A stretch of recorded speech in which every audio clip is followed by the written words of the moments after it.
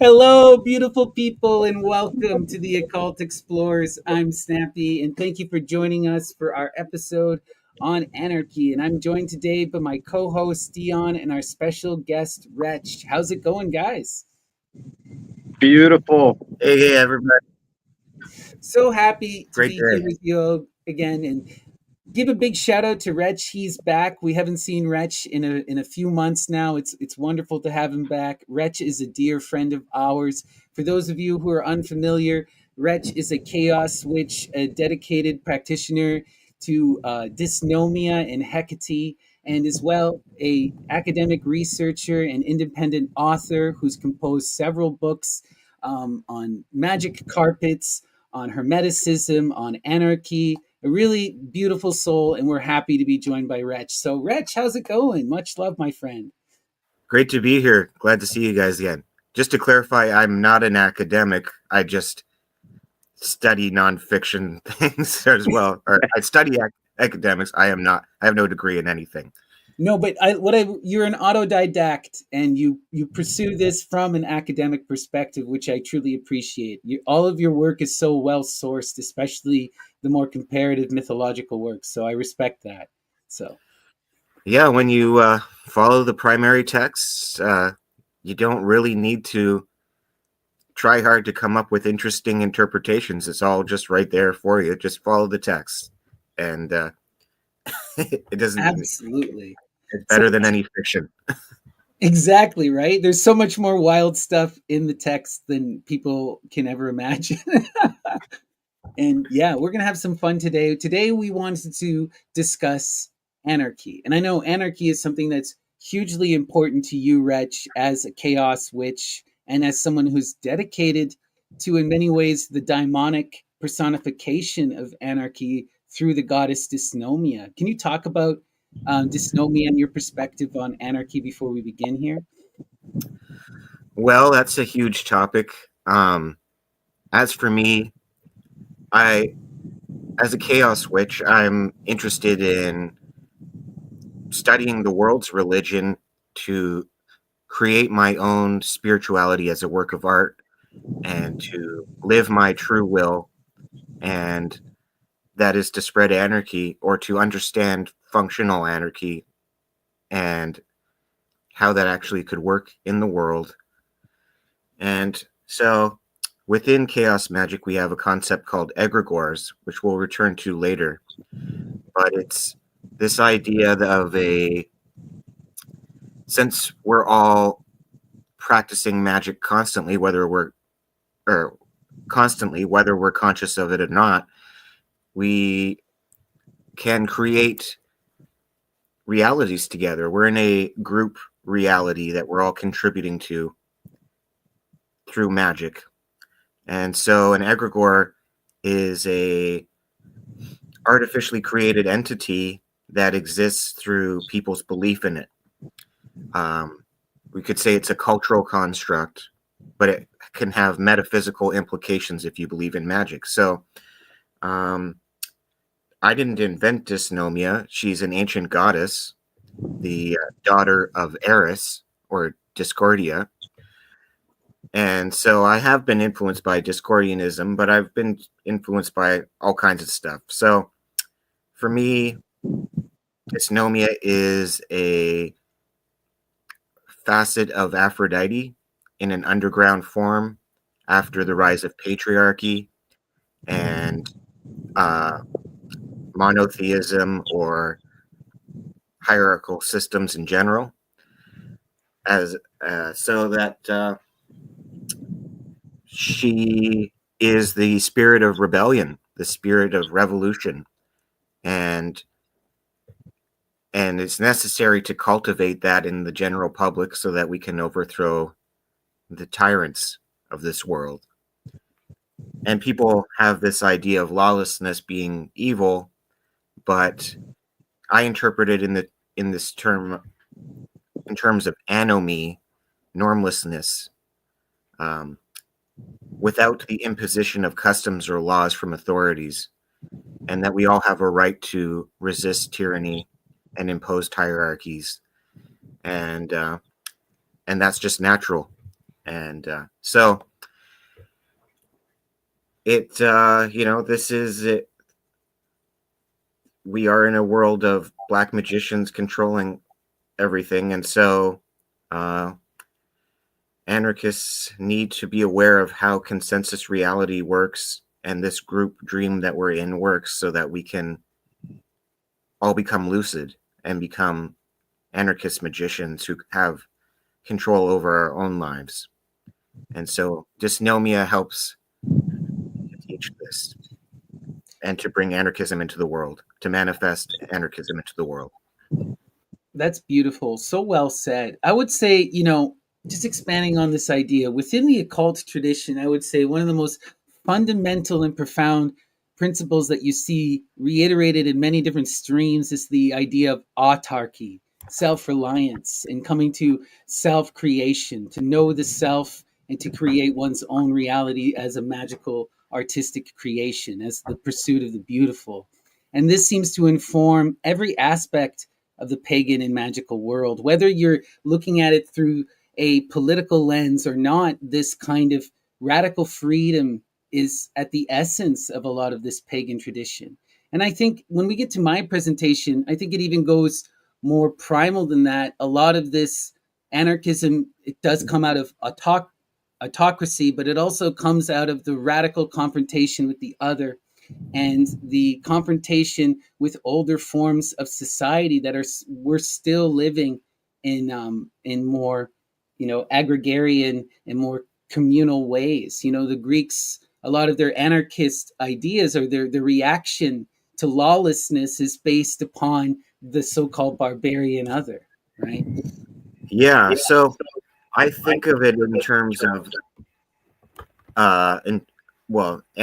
There's also autonomy, which means self-rule. And so the magician wants to become autonomous.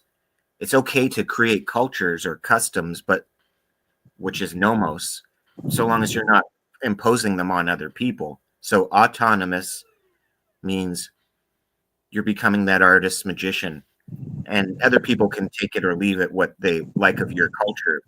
But we need to cultivate an anarchist culture that's not based on hierarchies or imposition. So a general purpose definition of magic is maybe a good place to start, in that we can say, and this is a popular modern definition, basically, that black magic is magic used to impose your will on other people and to interfere with their will in this group dream, to hijack their dream through authority, to set up a hierarchy. It essentially is black magic. Whereas we might say gray magic is just going about your business and trying to achieve your own personal will. And white magic is trying to raise your consciousness to become a more virtuous or person, or to achieve some kind of apotheosis or end of reincarnation cycle, mystical unity, or what as a chaos magician, it could take many different forms, but in terms of historical ideas about magic, it'd be more mystical, consciousness raising stuff. So the egregores or cultures, memes, can become obsessions and take over people's lives, destroy autonomy, and black magicians encourage this through, say, marketing or government propaganda, terrorism, to try to intimidate people or coerce people into submission. All of that is black magic. And so I'm primarily interested in anarchism as white magic, and helping people to become autonomous artist magicians. rather than um, Krishnamurti has a famous quote that says, "It is not a sign of mental health to be well adjusted to a profoundly sick society." Okay, so if you are adjusted to the nomos, to the corporate egregores, you're not going to be a happy person. You're not going to be autonomous. You're not going to be living your true will. You're not going to be conscious, really. You're going to be an escapist. And because that's what capitalism is all about, is escapism from nature and from community. So, and from yourself even. So, and communism certainly can go that way too, in different ways. So there's many ways that we can approach this, but or another way to put it, as to paraphrase William Blake, is if you don't make your own magical system, you will be enslaved by somebody else's. Absolutely. So, this is something we see that in it's so reiterated within the occult traditions. Like, it's funny you bring this up. So right now I'm working on a tarot course, and we're working through all of the cards. And it just so happens that this week we're going to be discussing the Emperor. And that's basically the lesson of the Emperor card, that yes, this card can be a tyrant, but it can also be the authority in your own life. And if you do not manifest your own foundation, take responsibility for your own will, you will have your will usurped by others. And if you look around you, so many of these isms, so many ideologies, so many things all seek to possess your will or your time or your money, or to give you an identity, to provide you with some form of belief or structure to separate you from yourself, right? Yeah, whether it's capitalism or communism, you're expected to conform to the authorities and to the nomos. And basically the idea is you are obligated to have blind loyalty to the people who happen to be around when you were born. In the wherever culture you were born into, you're expected to conform.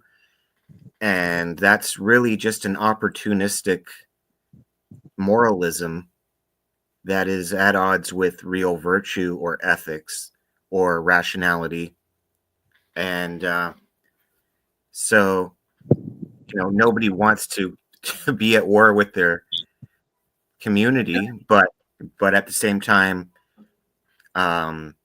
demanding everybody conform to the nomos, to the customs, or just automatically, that is not a rational argument, or that is not a rational or free society. So the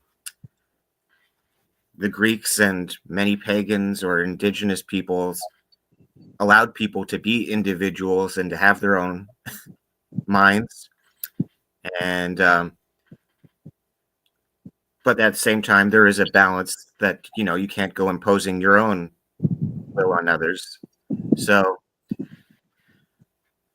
a big theme that I've found is, as soon as you start believing in dualism, black and white thinking, good and evil, then you're going to be setting up hierarchies, and you're going to be projecting your shadow, and you're going to be practicing black magic. Oh, dualism, that's a great point.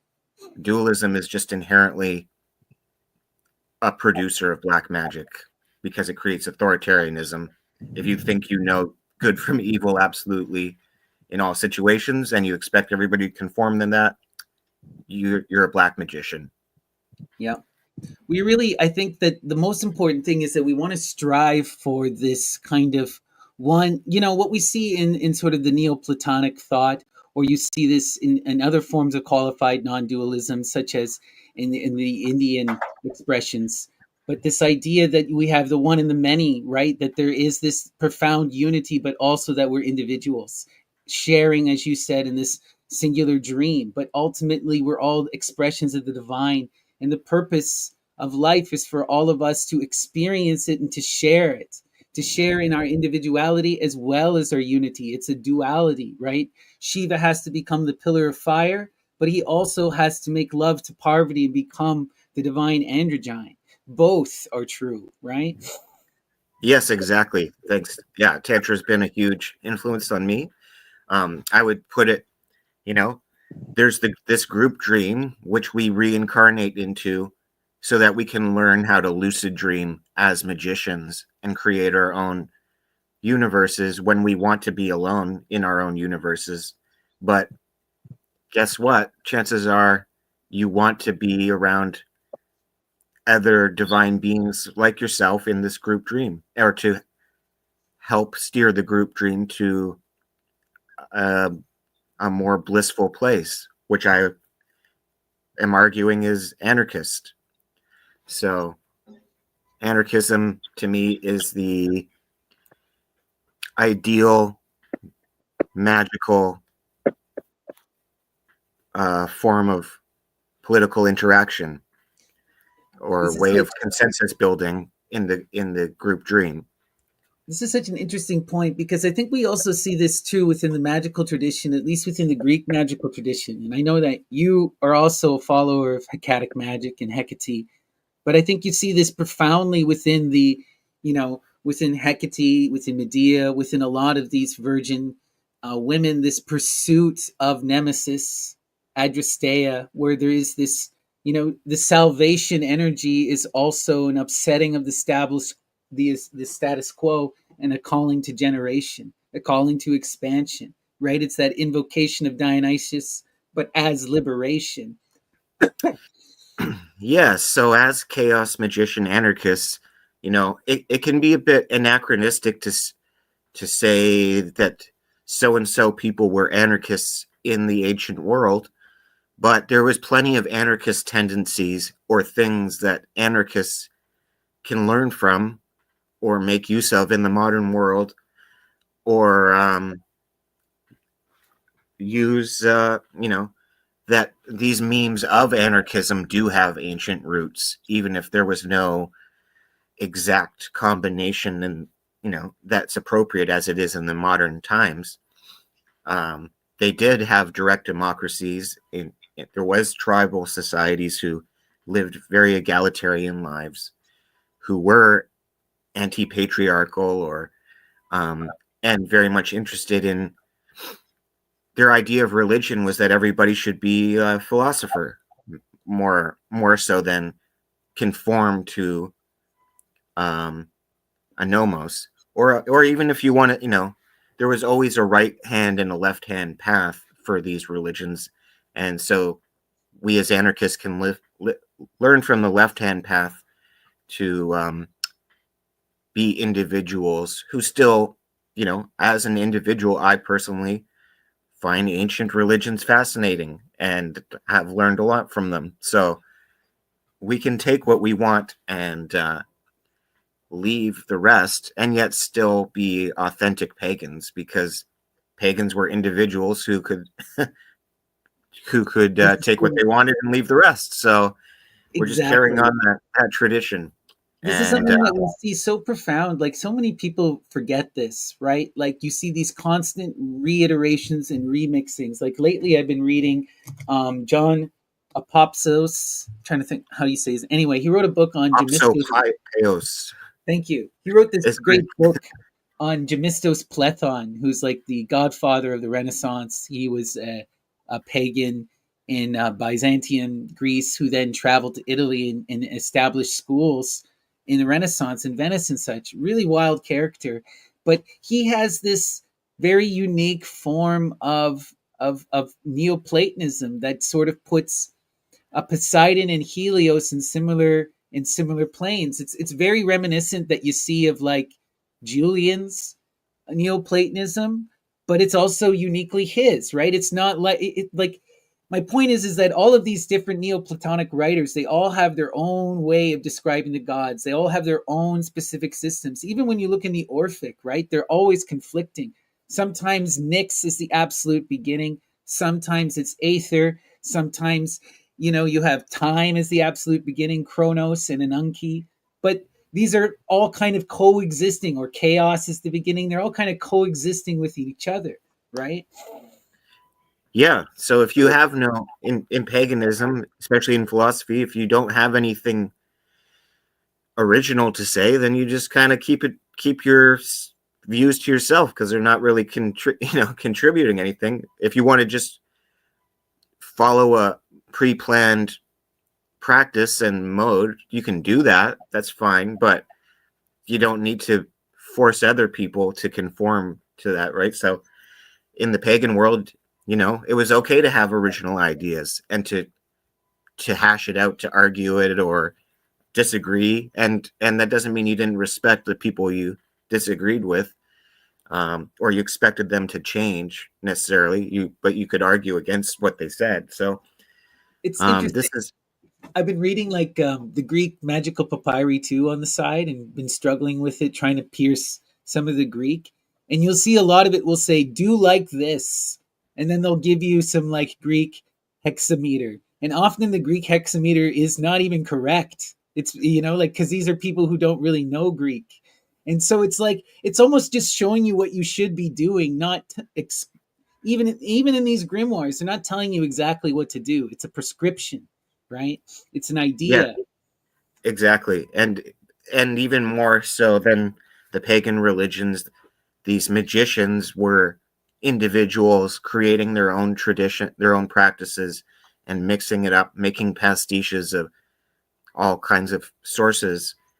And these texts like the PGM, the Greek magical papyri, were very much just templates or notebooks, and there could be improvisation. If you're doing it right and you're talking to the gods, then each ritual is gonna be unique and have its own format, or they'll give you tips. The spirits themselves will give you the tips on how to improve your rituals, or to deal with your individual issues as a human being, and to overcome your own spooks, your own egregores, your own constructs, your own egotism will have to be dealt with in an individual manner so that you can realize your divine self. And Wild so stuff. there is no universal standard form to do that, because we each have our own problems, our own shadow to overcome. So Know thyself is the whole of the path, right? and guess what? We can read very explicitly in the magical papyri that people in the West did directly identify with the gods themselves. They would invoke the gods, or through theurgy become the gods, in a sense, take on that image. They imprint it into their souls, as we will explore further on. We see But this in the Dionysian theater, right? I always think of Aristophanes' frogs. Dionysus becomes Heracles, and this is the joke. But at the same time, it's believed and it's real. When he puts on the leopard skin and he dons the club, everyone believes he's Heracles except for Xanthias, his slave, who knows better. But they see him, even though he is the queer fop that we all know Dionysus is, they look at him with that club in the underworld and they believe that he is Heracles. And we see this in so many of the magical stuff. The magician is also an ass. Sometimes he's wearing a crown, but sometimes it's a crown made of paper, right? yes, exactly. So it doesn't take too much to fool the spirits sometimes, it seems. So, No. but that's because our own souls are, according to ancient magic theory, through our astrological charts, we do already have the images of this, or aspects of the gods within ourselves. And so if we are living our authentic selves, we are helping to manifest those gods in the world. And theurgy is the practice of taking on that image of your chosen god and building your astral light vehicle, or your astral body, so that it can exist after death without reincarnation, and go to the heaven that it is drawn to through sympathetic magic. So through ritual, your soul takes on the harmonic resonance of the deities you're working with, or the images. called symbola. You imprint the symbola into your soul, and then you come into resonance with your chosen deity, and you can take on consciousness of that deity to improve your consciousness. You can overcome your shadow and your egotism, your illusions, your irrationality, and when I say that, that doesn't mean you repress your emotions. It means you deal with your emotions so that you can become emotionally mature and an integrated human being, rather than repressing your shadow, so that your It's like emotions become healthy rather than than it's like the passive Zen aggressive. Buddhism, right? When there's these texts I remember reading about the Buddha in Zen, where they describe not that he has conquered his emotions, but he's in total awareness. So they say, like, they use this description that your emotions are like a volatile sea, and he can see the churning. So when the anger is arising, he can recognize it, understand it, and let it pass without it ever truly affecting the body. Not that he's Right. conquered his anger, right? So even in the West, it's non-dual still. You want to find the mean between two extremes. As Aristotle explains, the goal of philosophy is eudaimonia, which just means Exactly. Good good daimon. spirits.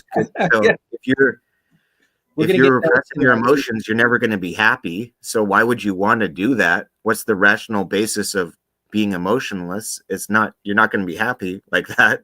Who wants to Right. be a robot? So that is not the goal here. The goal is to remove the illusions that are creating the negative emotions, and that requires rationality, but it doesn't. But rationality and emotions are not a dual opposite in Right. any way. Um, so that's something that's been very misinterpreted, and that's largely due to Christianity and atheism. So it's they're because they're led by faith. They demand that faith in the scriptures is more important than personal spiritual experiences or rationality. So Or uncertainty, right? their Absurdity. idea of rationality is rationalizing their faith rather than trying to understand the truth Or or accepting limitations. it's, yeah. it's So absurd. It's absurd. or accepting personal responsibility. It's all about submitting to authority of the church or of the Bible or whatever. The You're, consensus of science and the frameworks manifested by man. so, but science, yeah, I mean, there's no psychologist who's going to tell you, yeah, you should repress all your emotions so you can be purely rational. That's just not scientific. That's insane, and that's due to black magic, really. So But all this is a good place for us to switch over because Dion, I wanted to ask you your perspective on anarchy, and I know you want to get into meme magic and all of this kind of stuff that we're talking about with spooks and with egregores and a lot of religion and a lot of mythology and a lot of this anarcho magic is really about self empowerment and the breaking free of propaganda, right? I would agree. Um, though it could be used to generate propaganda. Absolutely. It could go both ways. Well, Let's this is say where we have our good magicians and our bad magicians, right? You that's have right. those empowered like Wretch here and us or others who are trying to inspire people to know themselves, or those who are trying to bind people to the will of another. That is right. Um, and memes is a big part of it. Meme is the saying. Uh, he who controls the memes controls the magic. yeah. If we think of memes as thought forms on the astral realm, then yeah, that's very, very, it's easy to make that connection. Yeah. Right? But it's also such dangerous stuff. Like, for example, I wanted to ask your thoughts on this, Wretch, as a fellow chaos witch, because we see a lot of these empowered billionaires who've become masters of black magic and manipulation. Perfect example is Elon Musk, who developed a cult of personality and projected a sort of liberal environmentalism that was a complete falsehood.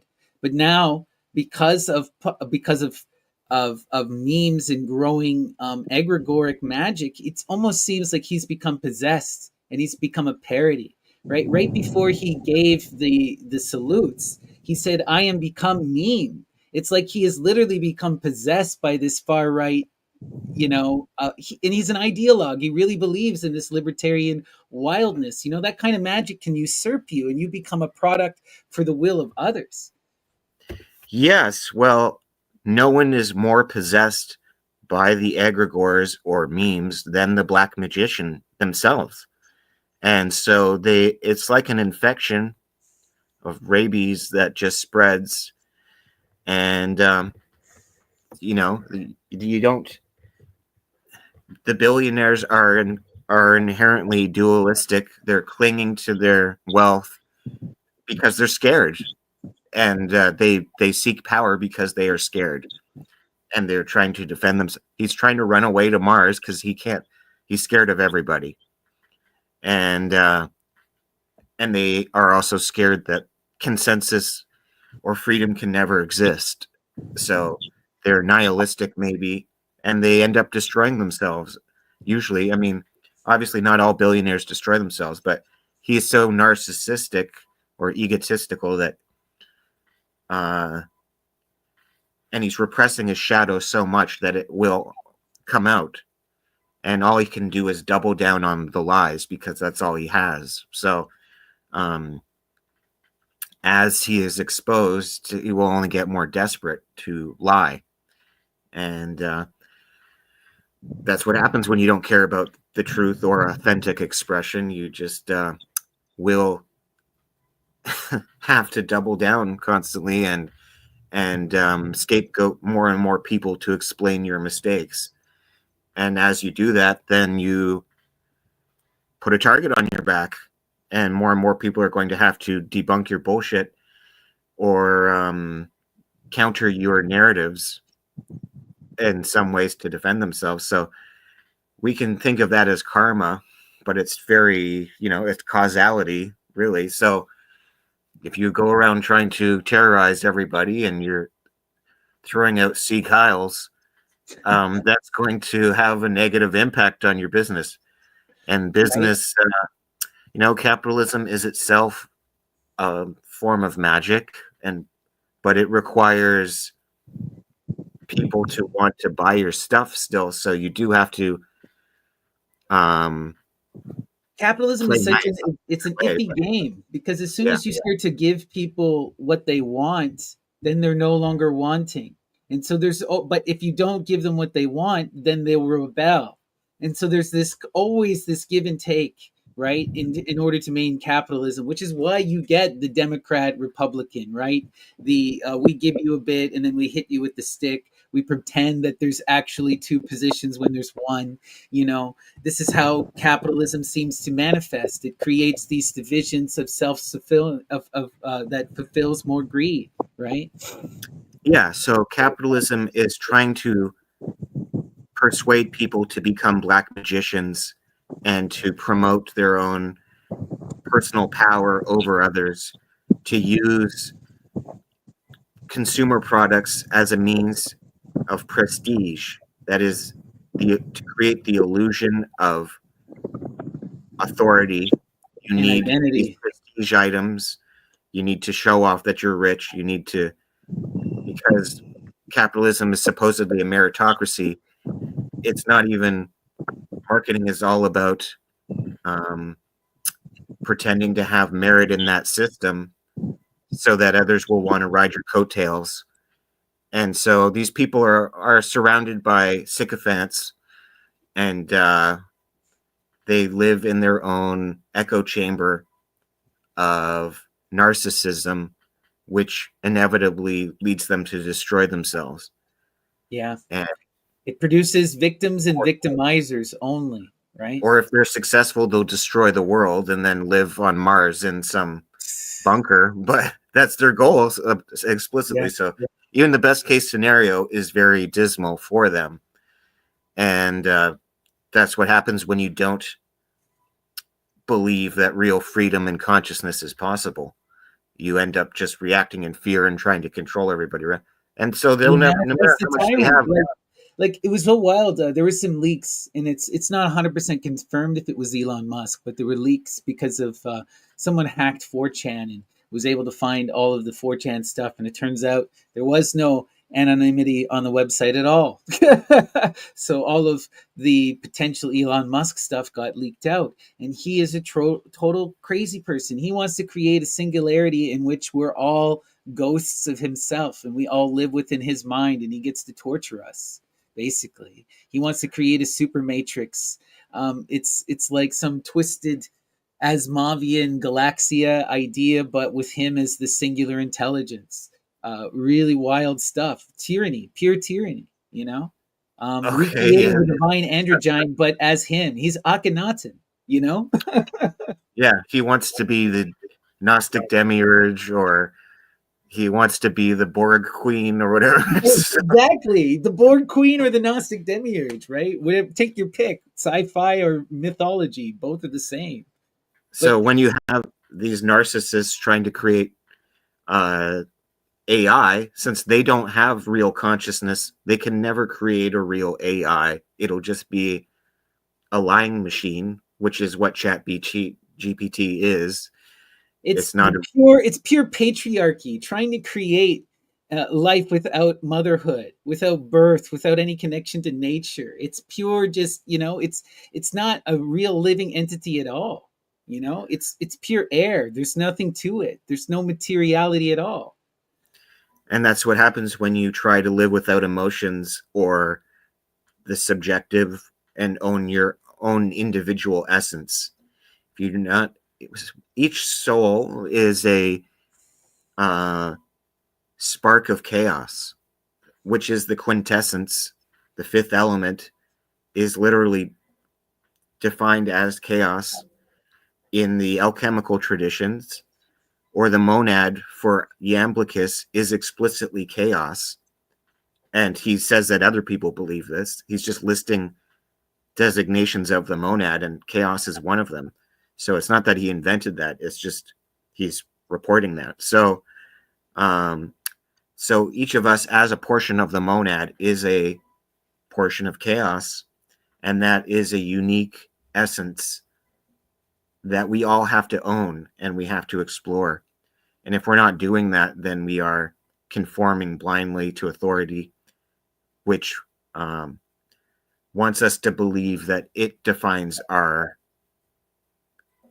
individuality, or we have to the nomos. We can only define our individuality in terms of the nomos, which means in terms of our possessions in capitalism.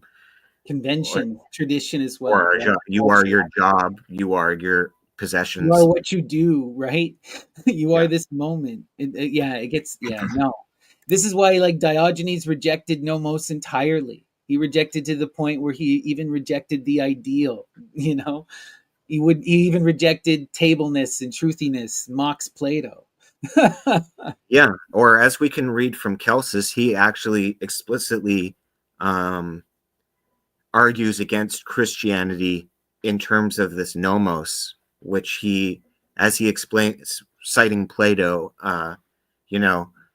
for the Scythian nomos, it's considered a good thing to eat the dead at their funeral. If your beloved family, you can eat your grandpa, and that's a good thing. But and that's part of the funeral. Okay, but for other people like the Greeks, that's not a good thing to eat your family. So what is the actually good and as separate beyond any individual community nomos? You're supposed to look as a philosopher for the common truths, the common ideas of justice, and those are the most objective things to all humanity. Now, you're still going to have to own your own individuality, but the point is we should become cosmopolitan then. We should look to the global humanity as a global species and what is commonly true and think about that rationally.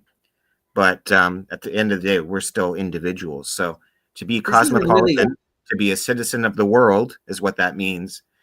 And that means to have loyalty to all of the earth, to all of humanity, rather than any one community, and to think about it all rationally and to admit the subjective and try to work it out so that we can build consensus as to what is rationally ethical. Right, and have interwoven communities that can support each other, because this again, we'll get into this when I discuss more on Aristotle and what I believe is kind of his anarcho-syndicalist ideal. But one thing I wanted to highlight that you brought up that was really interesting is this: one of the things that Diogenes explicitly rejects is also the law. He explicitly rejects the laws of Solon and the laws of Dracon, and he actually uses the laws of Dracon, which were so extreme, as justification for his rejection of the law. And he points out how, and we see this continued in many different occult philosophers. Crowley talks about this as well.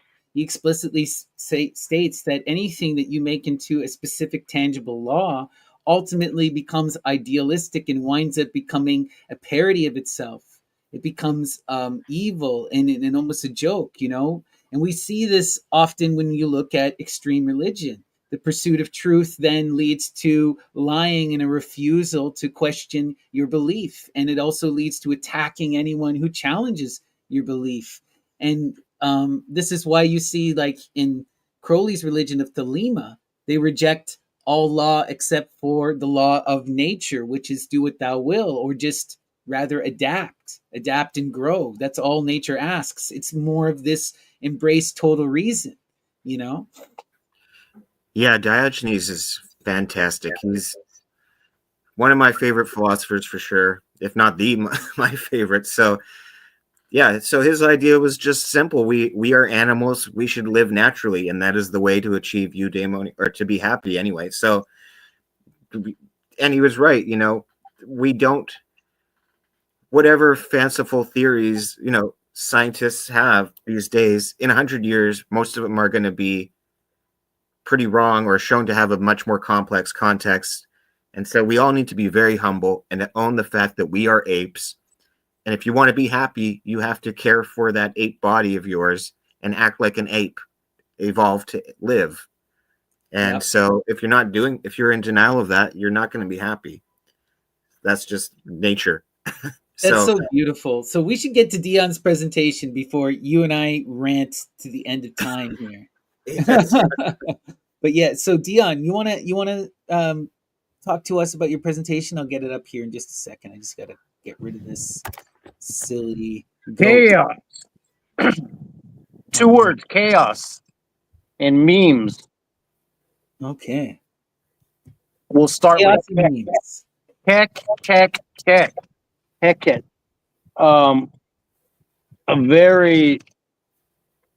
There's a lot of it's nuanced, let's say. The god of chaos from Egypt, besides a Papus, this is Heck, or Heck, sometimes has a head of a frog, known as the god of chaos. Because we're talking about order here, and chaos being the lack of order, let's say, in the word anarchy. In modern times, this has been embraced by the alt-right as a form of meme magic, becoming their superhero for the alt-right. And what they strive to do is to sow chaos to bring about their order,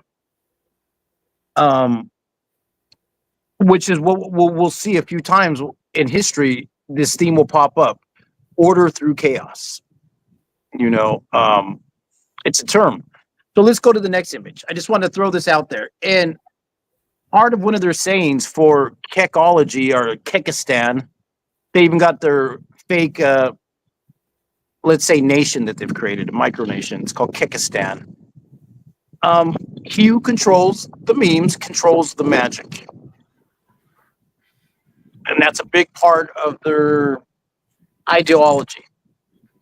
Because I wanted to take it back because I was looking, well, who are these primordial anarchists in history? Like, how far do we go back? And we have to bypass people when we go back to gods at a certain point. Gods and goddesses and tricksters. Even some people will say that Enki-Du is a form of a trickster, is a kind of anarchist. But so let's hit the next pick. Diogenes. This is about what, 310. You guys were talking a lot about Diogenes. I like this picture because he has the doggy. Yeah. Well, he's the There you cynic, go. right? He is the dog. I thought Wretch would get that connotation of the dog there. And Yep. he's holding a light. He's holding a light in the dark. This comes from a very famous. So, what's so cool about Diogenes, and this is also part of the reason why he's not as celebrated, is that he survives in a lot of comedic anecdotes, and that most of his philosophy in his school, they transmitted his traditions through comedic anecdotes. And there's one of his anecdotes is that he would travel around the marketplace at night with the lantern, and he would say, "Show me a good man. Show me a truly good man. If you can give me one good man, then I will come and join the city." And He never could find it. never could find the good man. And Yeah. what Diogenes wanted to do was, you can challenge order.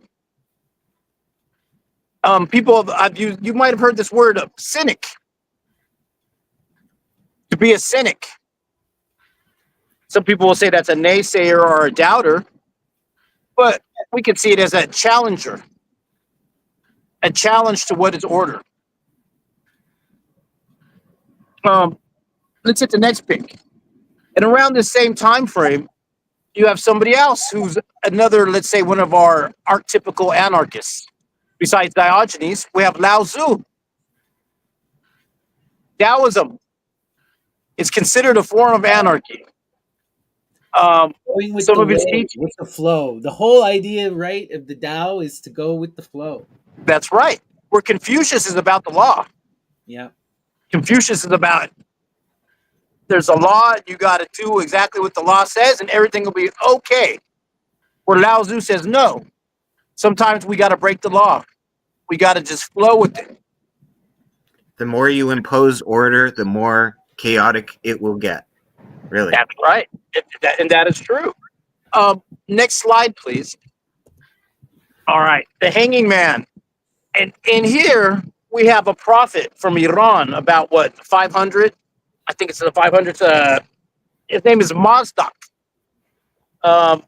You've heard of Otto Mazda in Zoroastrianism. Yeah. Is the god. And they have a couple documents like the Zendavesta. And they talk about Mazda, Otto Mazda. Well, he had a prophet called Mazdak. And people will say this is the early form of communism, anarchic communism in Iran. Many and Manichaeism. We don't have much, not much of it has survived, but it was a pluralistic religion that also worshipped the Buddha and Jesus, as well as several Greek philosophers. Yeah.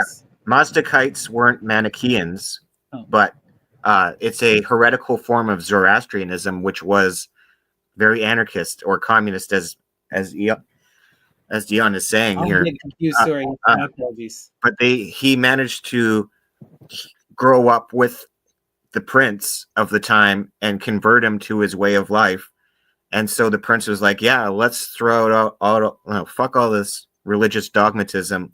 People need to be able to embrace their desires so that they can learn the limitations of those desires, and they will no longer be repressed, rather than if they're just following dogmas and repressing their desires, they never actually overcome those desires. So it's called antinomianism. It's a form, and this is a Zoroastrian antinomianism. So again, there's that word nomos. It's so by breaking these nomos culture rules, you can figure out what the actual truth is and then willingly overcome the ignorance. Like maybe those rules do have a good point to them, but if you're repressing your desire to have sex, let's say, that's going to cause all kinds of problems. So you need to learn why it's wrong to just be a shallow sexual person. Mhm. This is And the entirety of the left-hand path, in essence, is that antinomianism and this rejection of the law to achieve a sort of profound enlightenment or experience of the all.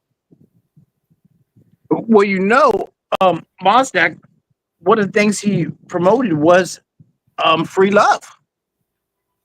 Yeah. Anti-Iran in the 500s, just say, and you can see what happened to him though.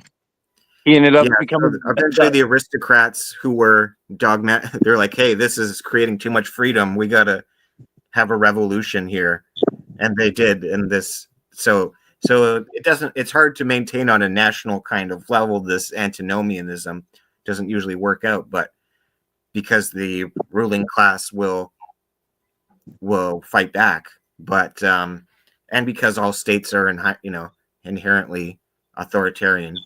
So there's contradictions there, but Mazdak is very interesting, and I wish there was more available in English on him. But there's not much. There's not much because they killed him, wanting to get rid of him and get rid of his message. But let's hit the next image because this relates to the same thread. All right, so here's a Buddha in a Bactrian form, in that Greco Buddha form with the boisterous hair, like Dionysus. There's a term called anarcho-Buddhism. This is later on will be adopted by Gandhi. This is nonviolent resistance. But anarcho-Buddhism is well. We can get into Gandhi. I studied a lot of Gandhi. But that's coming. That's coming. I'm setting you guys up for that, definitely. And so I wanted to throw that out there that Buddha is a form of anarchy as well in Buddhism. And there is Buddhists that do protest. And it's a form, call it anarcho-Buddhism, or Buddhist anarchy. Next image, please. Well, we should unpack this a little bit because go for it. Yeah. Fundamentally begins as sort of as a rejection of fundamentalist law, both extremes that existed in the world. So the Buddha grows up in this world, right, of ancient India, and the two main sort of philosophical sects that his predominantly theological sects that he's being influenced are Purva-Mimamsaka, which is the ultra-Orthodox Vedic tradition, which is practicing the Brahmanical Vedic rites and is all about the law and all about tradition and following the Vedic rites to the letter. They're mostly concerned with the sacrifice and maintaining the sacrifice. The Buddha rejects the entirety of the Vedas. He says that it's all nonsense, and he says he wants nothing to do with it. Boom. But also, he comes out of, they say that he begins as a radical Jain. Now, the Jains are a form of another different religion. They believe in these mystical beings called the Tirthankaras, who are these individuals who have achieved a form of enlightenment, which through extreme yogic practice of austerity, they've ascended to the heights of creation and have achieved a sort of unity with creation, and are able to perceive everything, and are completely free of all suffering. But to overcome suffering, you have to engage in extreme austerity action. Most of these Jains become fructarians. They meditate. A lot of them give up all possessions. Like, for example, to this day, we still have two main Jain sects, and the main philosophical debate is over whether or not wearing a white robe and a white mouthpiece and having a broom is considered a possession. You have the Digambars versus the Shaitamtarbaras, and this is their main fight. Do you be naked or do you have stuff? Can I pause you real quick? Yeah. The reason that they wear a mask over their mouth is not to breathe in bugs. Yep. As to take a living creature's life. The reason they sweep is so they will not step on a bug to take another creature's life. So they're practicing a form of radical, unconditional love, nonviolence. But But what you're saying though is by doing that, you're taking on a possession, which is also another tenet of Buddhism.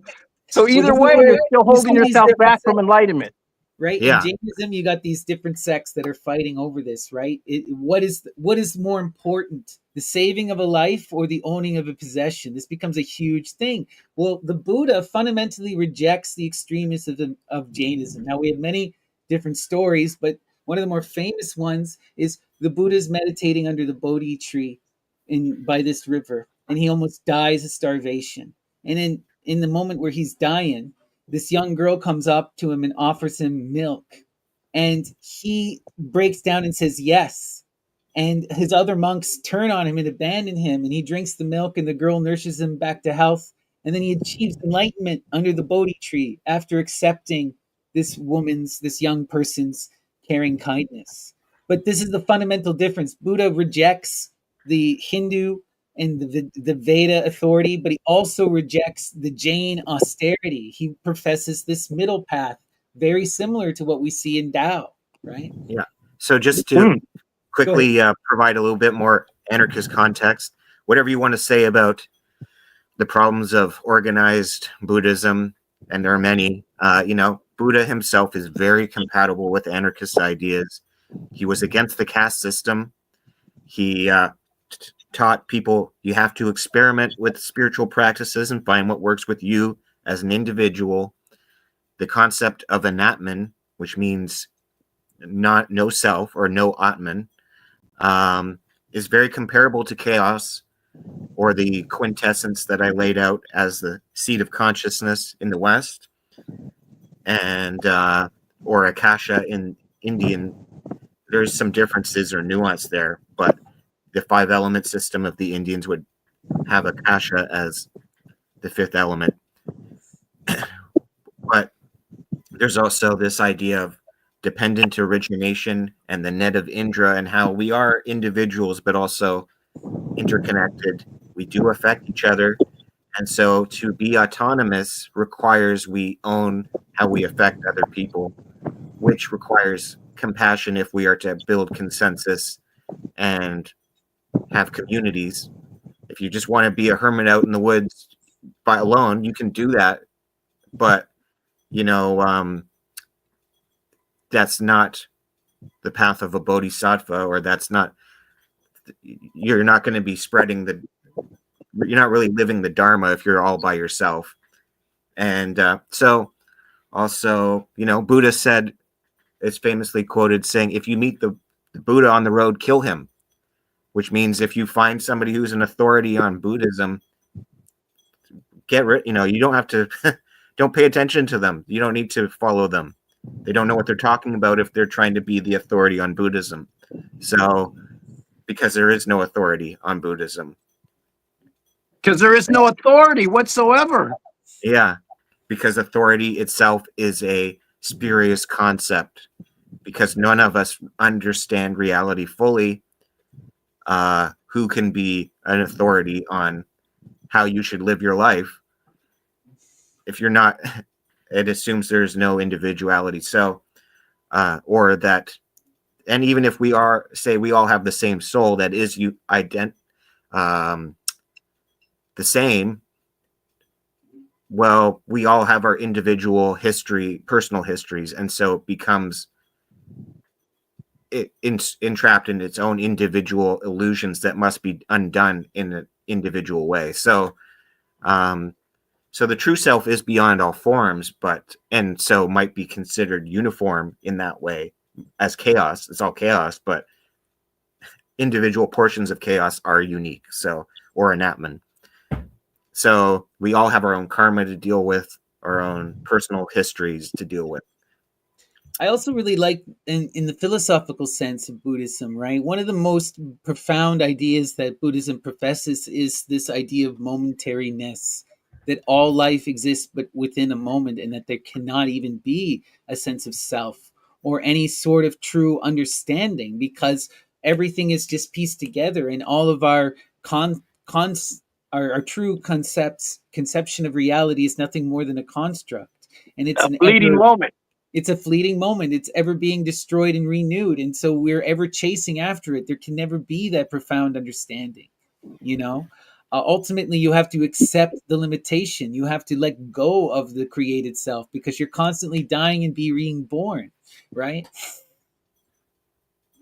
You know what? Hit the next picture. If you could, my friend. Is it true you have this book? I do. I have it right here. Because this begs the question. I've heard of Aleister Crowley talking about "do as thou wilt is the whole the law," but in this book right here, is this from the 1500s? This is from the 1500s. I believe it's 1530 or so. When was this? Let me see. I have it here. 1550 actually is when he was written. The last book was written in 1550. The first book was written in 1532. Okay. Gargantua. Yeah. And I think that's where we hear this concept written down for the first time. Do as thou wilt. Yeah, so in this, this is a satire. Well, it starts off as a satire, and by the end of the series, by the fifth book, it becomes a profound philosophical treatise. But to understand this, we got to understand who Rabelais was. Rabelais was a radical humanist and a physician. He began as a Franciscan and a monk, but he rejects monasticism, is excommunicated, has a child, is eventually welcomed back into the church because he's such a profound doctor. But he wrote these books under pseudonyms, and he wrote them in inspiration to common public literature. So there were all these writings about giants and all this satirical literature, and he wrote this to kind of fit into the bunch, except he went more extreme than anyone else.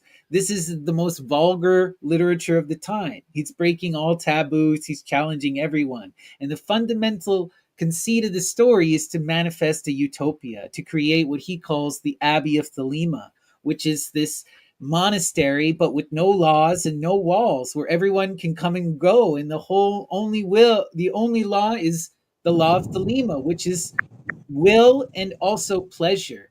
And the way he describes it is this loving reciprocity, where everyone gives and everyone takes in equal measure. And it's an anarcho kind of communal, I wouldn't call it communist, but communal image. It's really beautiful stuff. And this is coming out of, so we also have to recognize that a lot of this anarchist thought is, Rabelais is a Greek scholar, and a lot of it is he's taking it from the Greek humanities, but he's also a Christian, and he never fully rejects his Christianity, but he's coming out of the radical forms of Christianity, which are calling for free love and community, to stand against Rome and to reject all of the traditions of the past. And he really has this radical iteration of Christianity and this re-invocation of the pagan tradition. He wants to go back to what he calls a naturalistic, humanistic religion. And it's all about just do what you will. Get over all of the nonsense. Eat and be merry. He's always telling people, like, just fart and have fun. Go and have sex. Be ridiculous. Tell jokes. Why are you so caught up in all of this? None of this is truly evil, right? In the Middle Ages, this stuff was considered evil. Exactly. Like, I read this now and I'm like, how is this the most offensive book of its time? But this, they were burning this stuff, and but it's largely just farcical. It's just sex and raunchiness, pathological stuff. One thing I will add, as my friend Chris Bennett explains, cannabis. Rabelais was aware of the use of cannabis, and it plays a major theme throughout the book. As you can read in Chris Bennett's book, Liber 420, he explains it in depth. But as you're going to find, as many of the most anarchist examples of mysticism and magic typically involve entheogens. This is an ongoing theme. The more freedom-loving they are, the more they're likely they are to use entheogens. And there's evidence of most of the people we're going to talk about using them. So very true. Very true. So by tracing the history of entheogens you can also trace the history of anarchism and vice versa. And this is something that Chris Bennett has also found to a degree. He's tracing the history of entheogens, and he notes they tend to be freedom-loving. I'm tracing the history of freedom-loving people, and note they tend to use entheogens. So a little while ago, maybe about a year ago, Rhett and I did an interview with Chris Bennett. If you want to see Rhett and I pick his brain and talk about his book Libre 420, as well as his magnum opus, which was a history of cannabis. Wild interview, a lot of fun. People should go check that out. Chris Bennett is a gem, a real brilliant scholar. But let's continue, Dion. Oh, next pick. All right. This is Ivan Marzeppa. You might have heard of him, maybe not. A lot of people haven't heard of him. This is in the 1600s. He was the hetman of the Zaporozhian host. What's that? What does that all mean? A hetman and the Zaporozhian, and this gentleman right here, Lord Byron, wrote a poem about him, Marzeppa. Yes, he was the leader of the Ukrainian Revolution. Yes, we're going to the 1600s because we do these episodes like when we did talking about the Great Game, Central Asian politics and Russian politics and Ukrainian politics and anarchy. If we're going to talk about anarchy, we're going to talk about the Ukraines. And people think that this is all something new, but this has been going on for hundreds of years. And so there was something, the Ukrainian anarchist movement as well. But I wanted to take it back to this part because this gentleman inspired Lord Byron so much that Lord Byron went to fight in the Greek War. He ended up dying in about 1824, was made a martyr to the Greeks in the Greek Revolution. And he wrote a poem about this gentleman who was the leader of the Ukrainian hetman. He was the hetman. And so this thing with Russia and Ukraine, it goes back. They have an identity. They have a voice. They have a language that's a little different. You know, they're not going to give in. They weren't going to give in then. They won't give in now. Go to the next picture. I just also want to add that a lot of this has to do with radical magic and Hellenism. To totally understand Lord Byron, you cannot remove his Greek Hellenistic perspective. He was a true classicist in every sense of the word.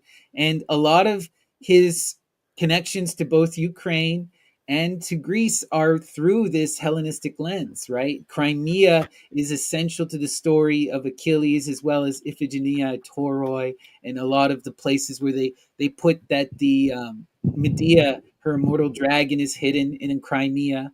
You know, so there's a lot of this stuff going along with that area. And Byron dying for Greece, right? This was in many ways him fulfilling his true will and empowering himself in his mystical tradition. He was a libertine in the full sense of the word, and a radical individual. Not always someone to be admired either, you know. Yeah, to understand Byron, you also have to understand the context of him and his friends, Percy Shelley and Mary Shelley. Mary Shelley is the daughter of a man named William Godwin, who was a proto-anarchist. He's heavily influential on the anarchists, formal anarchists, and we could do a whole show on him alone, or all of these people, but they were all very freedom-loving, libertine. They might not have been exactly anarchists, but they were trying to deal with the spooks of the Abrahamic religions. They were feminists. They were freedom-loving libertines for sure. And the reason he wanted to go fight in Greece was not really that he was a nationalist, is that it was under threat from a more tyrannical force, and he wanted to bring back Hellenism and live a pagan, heroic, virtuous life as a revolutionary, and to dispel the egregores and spooks and bring back the feminine through the Romantic movement. The images of females allowed the return of the feminine theurgically and magically. And so these artists were specifically creating art as magic to bring back the feminine and overcome the draconian patriarchy of the Abrahamic religions. You want to see this in like absolute clarity? Go read The Spirit of Beauty by Percy Shelley. It just lays it all out. The Spirit of Beauty is the muse, it is Aphrodite, and it is about re-invoking the feminine and bringing it back up. And we see this in so many profound ways. We were just talking about at the beginning AI, and I always got to bring up Mary Wollstonecraft Shelley. You know, she saw all this. If you go back and read Frankenstein, what is Frankenstein truly about? Frankenstein is about the patriarchy trying to create life without the woman, without the feminine. It is what would happen if you have creation in a place that is purely, logical and disconnected from love, right? The Yeah, monster is a creation of lovelessness and without the woman. And we see this it's in modern AI. yeah, it's super relevant to Elon Musk or all kinds of these people. So it's and it's also a critique of Genesis and Adam, how as you're saying, how Adam was created, or Eve was created from a man supposedly, and how insane that is. And so it goes on and on. But I'm sure Dion should keep us on track. Keep us on schedule. Next photo, please. We should talk about Lucifer if we're going to talk about Byron. We'll just introduce some topics. There's so much room for elaboration in future episodes. We can only scratch the surface here, but we'll just point some people in the right directions for now, and you can please do your own research, but we'll elaborate later. Absolutely, good point. So when you say anarchy, this is the image that a lot of people think of in modern times. They think of punk rock and this A inside of a circle. This comes from a gentleman, Pierre Joseph Proudhon. This is about the 1800s after Lord Byron. He writes about a concept which is chaos is the mother of order. Chaos is the mother of order. And when you look up, what does A in the circle mean? Anarchy, order out of anarchy. That's what a lot of people will say it means. Order out of anarchy. An A inside an O. It also looks like a pentagram to me, or a sigil, or some Solomonic sigil. I'm just saying. Well, just look at my avatar here. That's right. Beautiful. And so go to the next image. Because about this time in the 1800s is when anarchy as a term, as a movement, is being born in Italy, in France, Le Drapeau Noir, the Black Flag. You might see this punk band. A lot of punk movement takes its cues from anarchy. The group Black Flag, or you'll see them wearing the anarchy patches.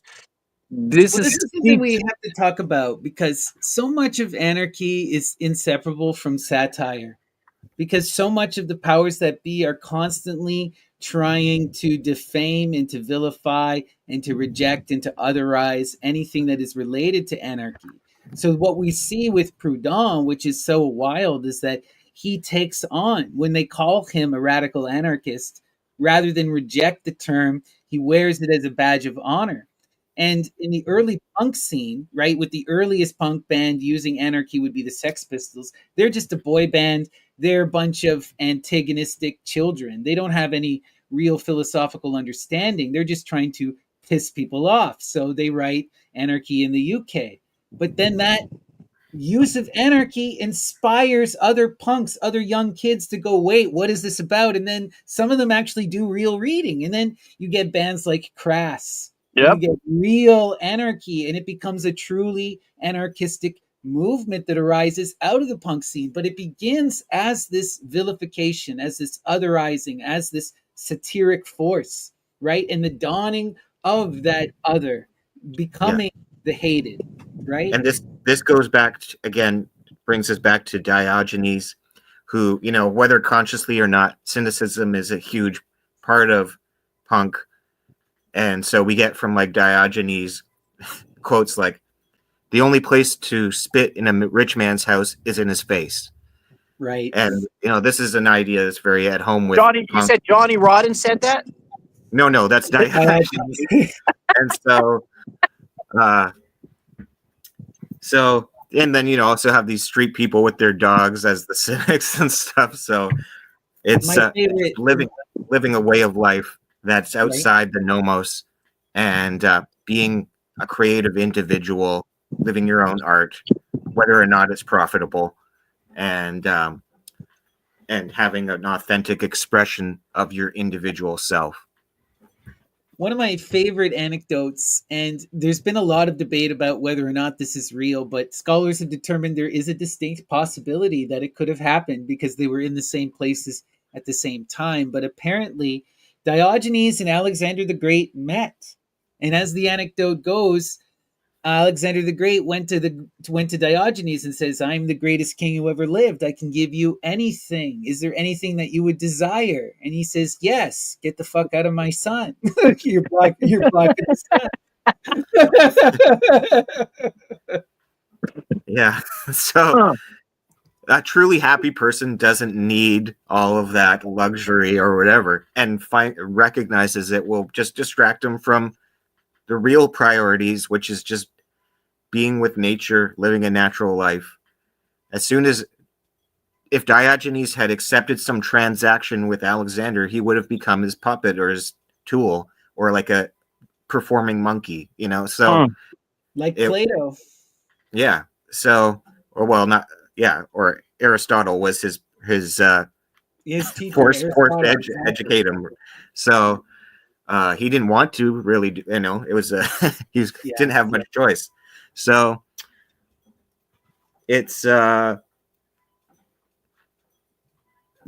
have to protect your freedom against the people who want to turn you into a product or to co-opt your shit. So there's always going to be that people, sycophants, who want to ride your coattails or use you for their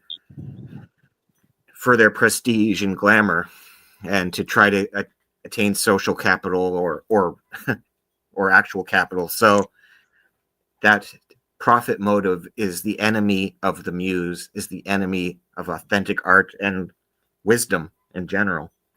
So absolutely, the punks understood this and weren't afraid to appear foolish because they're free of the nomos. Absolutely. Well said. So, one of their symbols at this time was a black flag.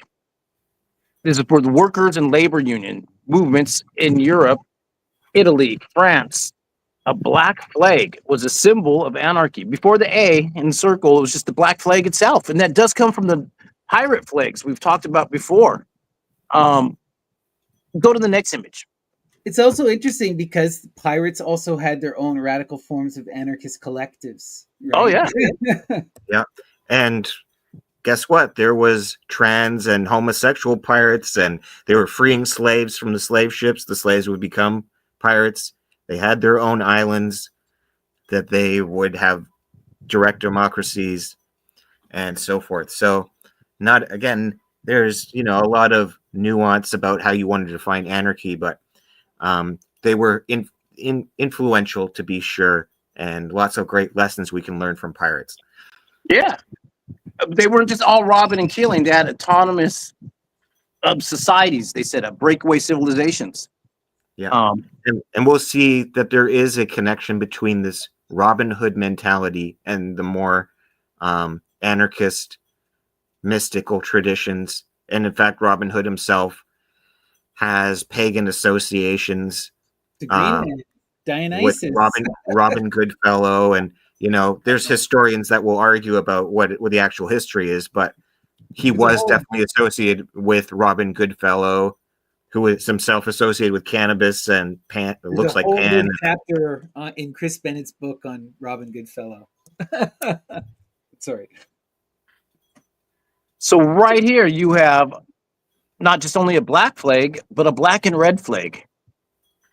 This was used about the turn of the century with the Ukrainian independence movement. The black and red flag stands for anarchy and communism. Anarcho-communism. The red Or is communism, the black is anarchy. Yeah, or anarcho-syndicalism. You also see this in Spain with the CNT, and you see this later on with a lot of more modern anarchist movements are really heavily connected to a lot of this anarcho-syndicalist ideals. You know, or the or it most might be famous anarchist in modern times, Noam Chomsky, describes himself as a syndicalist. or it might be called libertarian communism. Yeah, Right. But there's nothing capitalist about libertarianism as it is historically used outside the USA. That's a very modern American association between libertarians and capitalism. For most of the world in history, libertarians are anti-capitalist. So it just means, in terms of libertarian communism, it means without a state, a communism without a state. Communism is the end goal of socialism, and actually itself represents a stateless society. Socialism is they just think that a state is required for humanity to transition to communism, which is basically synonymous with anarchy. We should So, take a moment and talk about kind of the big split that happens around this time. Because you had talked about the birth of anarchy, but we didn't talk really about both anarchist philosophy and communism come out of the socialist and utopian socialist movements that had united in the around the Paris Commune. And the Paris Commune is a really important event that takes place in 1789 to about 1795. And this is where we get the organizations of the various social movements across Europe, and they start to form ideas about how they're going to engage in praxis. This is where Marx becomes the most empowered and important philosopher for modern socialism. He sort of becomes the defining figure of the Paris Commune in contrast to Proudhon. And Proudhon's main critique was, as Wretch pointed out, the state. They, Marx would argue that you would have sort of a dictatorship of the proletariat that would be an interim sort of society that would enforce a militaristic law that would bring about communism and that would strive to bring about a perfected communal order. Where Proudhon saw this as saying you would never ever move beyond the dictatorship. As soon as you establish the dictatorship, you just sit there. And this led to a fundamental split and the rise of what we see as communism and anarchism. And it's not until the Bolsheviks win in Russia that we see a strong kind of push towards communism as sort of the main ideological ideology of the left at that time. It's not until Russia wins. But once Russia wins, everyone kind of unites behind communism. And we all know what follows. Red flag only. No more black flag, huh? Yeah, the Leninists betrayed the Russian anarchists and killed them, sent them off to the gulags. Yeah. So I just want to explain. Pierre Proudhon is the first self-described anarchist in the modern terms, though in the ancient world, Antigone, the sister of Orestes, is the first described anarchist in any sense of the word. Yeah. She called herself that because Orestes was guilty of murder, his mother, and so Greek nomos said that he couldn't receive a proper funeral as a murderer, even though he was acquitted. He was still guilty. He was a murderer, so he couldn't receive the normal funeral, and so his sister Antigone was forced to carry his body outside of town to give him a funeral by herself, and that's what the play Antigone is all about. And so she says, well, essentially, fuck you guys, I'm an anarchist, I'm going to do screw your laws, I'm going to go do this myself if I have to. So anyways, she wasn't an anarchist so much in the modern sense, but she was a feminist rebel in that sense. So, and it's where that word originates. So she is the beginning of the myth. It all starts with her. Anarchios. Anarchia, right? Anarchia. You're right. You're right. I was saying the Latin.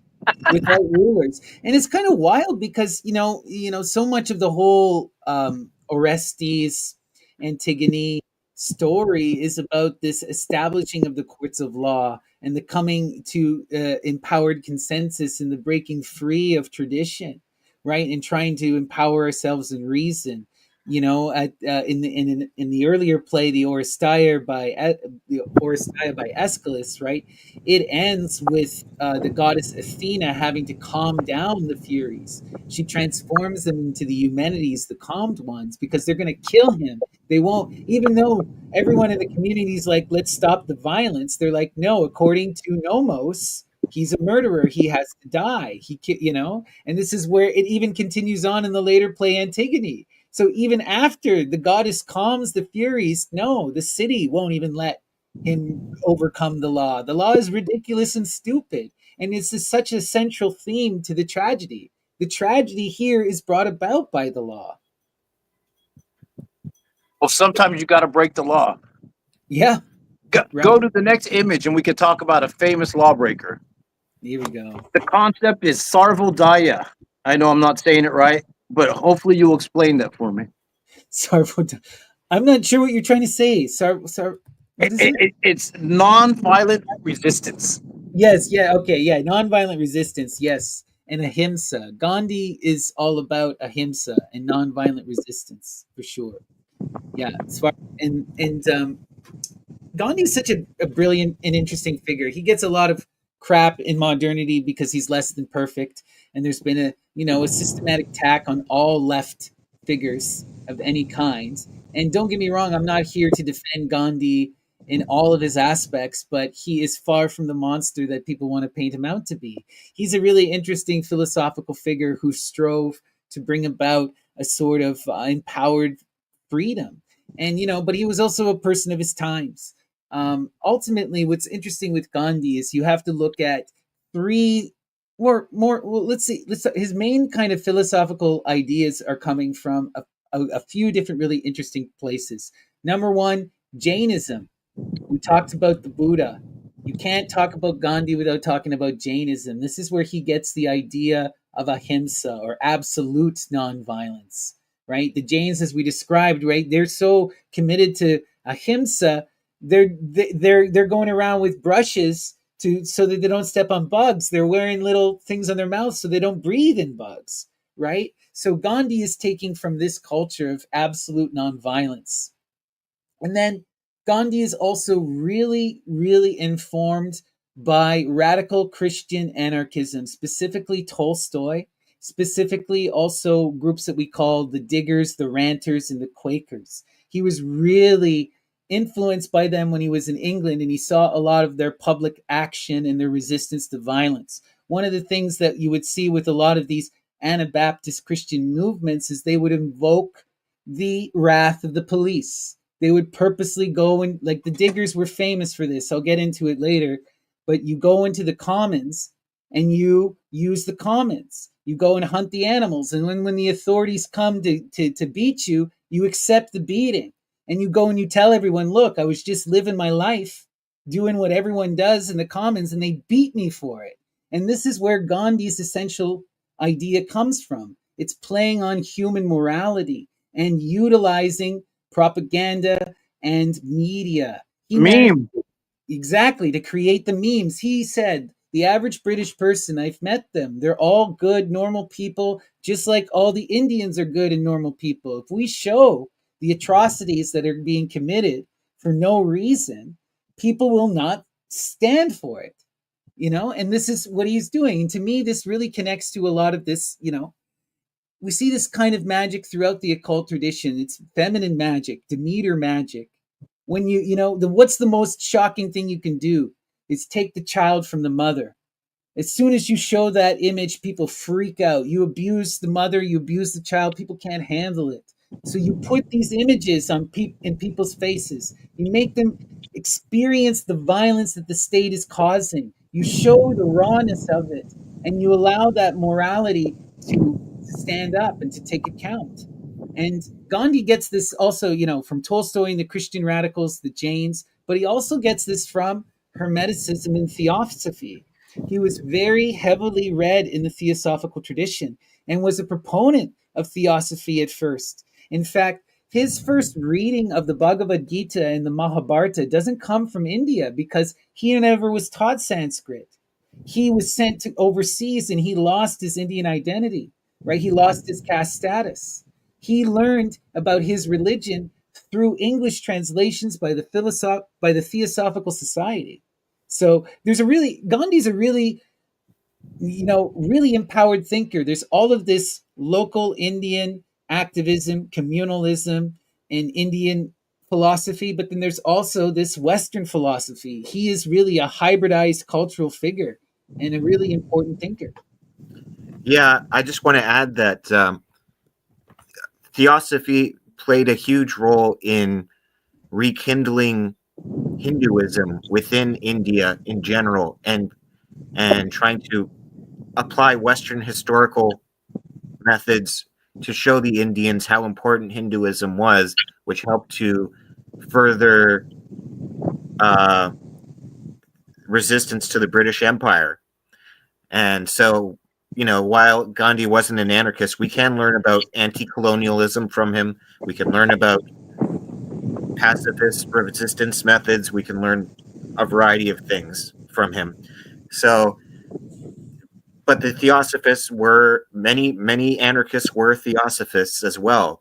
And so there was this utopian vision that they had that, maybe isn't PC totally in the modern sense, but for its time was actually remarkably egalitarian and anti-racist.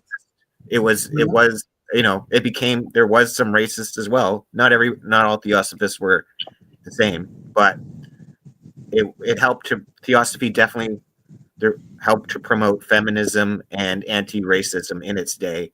And traditional culture, like you pointed out, one of the things, just to expand on what you're saying, it's a different country, but like if you go to the Maldives, Richard Alcott, who was the partner and the co-founder of the Theosophical Society with Madame Blavatsky, he's on official stamps in the Maldives because they revitalized the Buddhist culture there. They translated the books.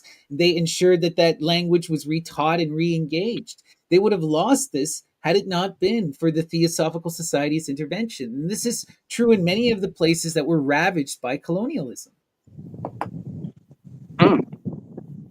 Well, you said about female empowerment and anarchy. Go to the next slide.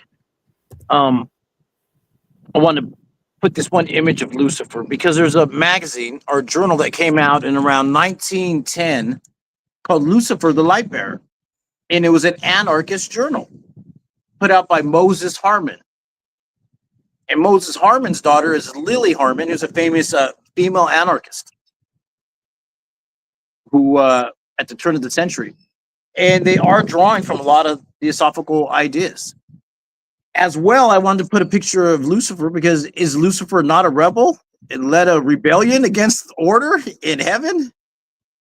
Well, we could have gone so deep into this even with Byron, right? Because Byron writes his closet play, Cain, a Mystery.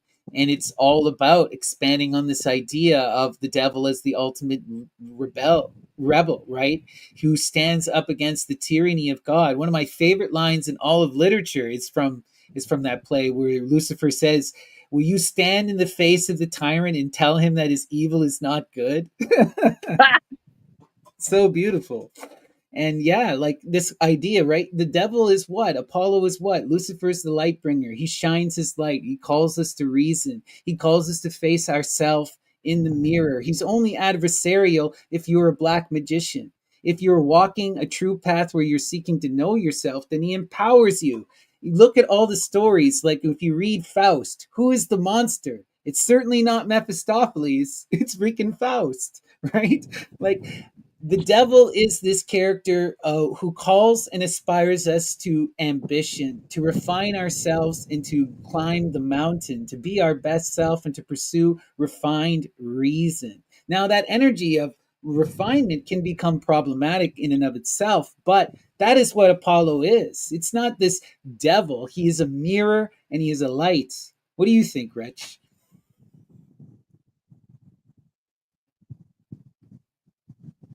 Sorry, I was muted. Okay, so what you said makes perfect sense to me, but even for me, Lucifer is Our Lady Aphrodite, and who, if you really hate Aphrodite, then you're going to be a miserable sod. You're going to be an authoritarian prick. You hate love itself. You hate life. You hate beauty. You hate sex. You hate art. If you hate Lucifer, Aphrodite. So it's no coincidence that Christians or the Abrahamic religions hate Lucifer. They hate Aphrodite or similar goddesses, as they hate women in general and the mysteries of women. So this is with Aphrodite is they've castrated her, they separated her, right? They've reduced her. They've taken Aphrodite Urania and turned it into the Virgin Mother, and they've reduced Aphrodite Pandemos into the parody that is, Lady Babylon of Revelation, not of occult tradition, right? Yes, and we still see this today in the modern idiom where they present Aphrodite as a bimbo, or they present her within a very patriarchal kind of Christian context of sex is stupid, love is stupid, art is, So all of this is they've taken her idiom, her memes, and then created this false context for them, which destroys their value, their authentic value, and then try to scare people from going towards her in any way. And they do this through the figure of Lucifer, or by demonizing pagan gods in general. So right, it's all very intentional, very conscious, and very explicit in many cases. Well said. Well, hit the next picture, because this is what I would do based on those circumstances that you just described right now, by taking the feminine away from people, trying to force authority on the people. They'll dress a little different, act a little different, do things to their hair, put safety pins in their ears, break things, yell, scream, stand up for themselves in a creative way at that. What is that? It's powerful stuff, but we got to be careful. There's interesting stuff here, right? It's one of these things where, like, punk is such an interesting thing to talk about because, on one hand, it is this radical rejection, it is this self-empowerment, but it also is something that has been commodified and capitalized, that has been removed. It's, what I mean? Like, there's an element of the punk scene that is truly countercultural, but most of the punk scene is a subculture, and it exists to serve the capitalist structure in which it exists. Sure. And most of this is in a uniform rather than individuality, right? Yeah, what I see with the history of these anarchist mystical movements, and again, Crass was also spiritual. Books. But so what happens is when a community can form that can create authentic art with anarchist tendencies, it becomes popular. People can relate to the authenticity of it, and it's refreshing. And then there becomes a lot of incentive to turn it into a commodity. As you said, the capitalists get their hands on it, and then they try to turn themselves into gatekeepers of it through their mass media, their propaganda, their marketing. They try to, once they create a product, then they try to patent it and say they own it and are the gatekeepers of it. And so, or copyright it. So it's totally at odds with, capitalism is totally at odds with authentic art. And the profit motive destroys the muse, the connection to the muse, and it destroys the authentic self-expression.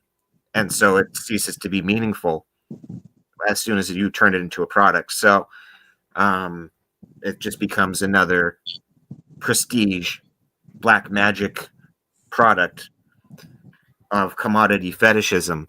So it's there's always that struggle within the culture war where the authentic art is turned into a commodity, and that's really the history of these anarchist movements. And then if they are successful enough, they turn into religions rather than magical communities. They turn into religions, organized religions. Right, that's what we saw. Like a perfect example of this, if you this is not punk but tangential to punk, would be Throbbing Gristle and Psychic TV, who created the Temple of Psychic Youth, and then Genesis disbanded that when they felt it became an organized religion. You see that full on display, and a lot of that stuff is chaos magic, and it's beautiful and it's radical, but you can see this whole kind of commodification cycle and the government vilification cycle. Genesis was kicked out of her home country of the UK and spent the rest of her life in exile. Right? For what? For doing lewd public acts and behavior, and for swearing, and and for offensive fuzzy guitars. It's absurd to me. Well, I have a question for Rich. Go to the next image. Oh, I think that's it. That's all I got for you. Oh, there ain't one more image? Let's see. I didn't have. Oh, okay. It didn't Sorry. come through. All it was a picture of Antifa. Okay. Antifa. Antifa. We should just talk about Antifa. Antifa. What's up? What's up with that? Well, I guess the first thing to explain to people is that Antifa is simply anti-fascism. It can take many forms. It's not always anarchist, but the idea of it's an idea and tactic rather than an organization or group. There is no Antifa headquarters. There is no Antifa agenda aside from countering fascism. So it can take the form of anybody who wants to counter fascism. Maybe they don't even have a political ideology. They just want to punch a Nazi in the face, and they're welcome to do so. But but to blame all of anarchists or blame whatever any group for Antifa just shows you have no idea what Antifa is. So it is Antifa can take the form of really what we're doing right now, of just dispelling the black magic of authoritarianism. And or it can be Luigi Mangione or whatever you want it to, really. So there's, for people to freak out about Antifa is because they're freaking out over this cultural construct, and they don't even have any personal awareness of what that means. Now, obviously, it can turn anything can be turned authoritarian, and Antifa is not inherently immune to that either. If somebody wants to be a communist, Antifa, and then go around labeling everybody who disagrees with them as a fascist, then that can happen. So nothing is immune to being commodified or used by black magicians. Any culture can be co-opted. Yeah, and so can be co-opted. So this I is don't something want we see in the punk scene for sure, with all the tribalism, and this is something that is a product on the left in many ways, right? There's this strong desire for authenticity and individuality that just leads to this puritanical streak as well, right? That can then gets exploited by rightists that want to come and destroy any leftist cooperation. So for me, I think the key to understanding this is that dualism corrupts all of this individualism and community. You cannot have either real community or real individuality if you're a dualist. It's in their nature as a dualist to define good and evil, and so to set themselves up as a gatekeeper and authority and to enforce conformity. And so a dualistic Antifa person could get very authoritarian if they wanted, or like Stalin was Antifa, technically. So Antifa is not good or bad either. Well, It's I just always think about things like, do you remember in the hardcore scene, you get groups like, you have straight edge, and that's a cool idea in its concept. I want to be pure. I want to reject capitalist consumption. I don't want to be in filling my body with impurities. I want to empower myself and my belief. But then I remember you get these youth gangs who go around attacking people for smoking cigarettes or drinking a beer. And eventually you want to exactly. you get shit like Hardline, where you got kids who are turning it into a religion and they're becoming like fascist dictators. It is totally wild. You're like, what? So what happens is these mimetic constructs have their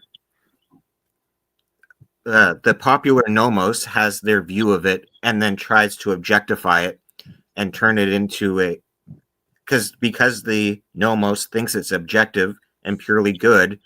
It tries to it thinks its explanation of any meme is objective and rational, which is insane, but that's what that's the logic it's operating on. Okay, so it creates these cultural constructs which could be an egregore if it's personified, but these memes can be called what's a spook.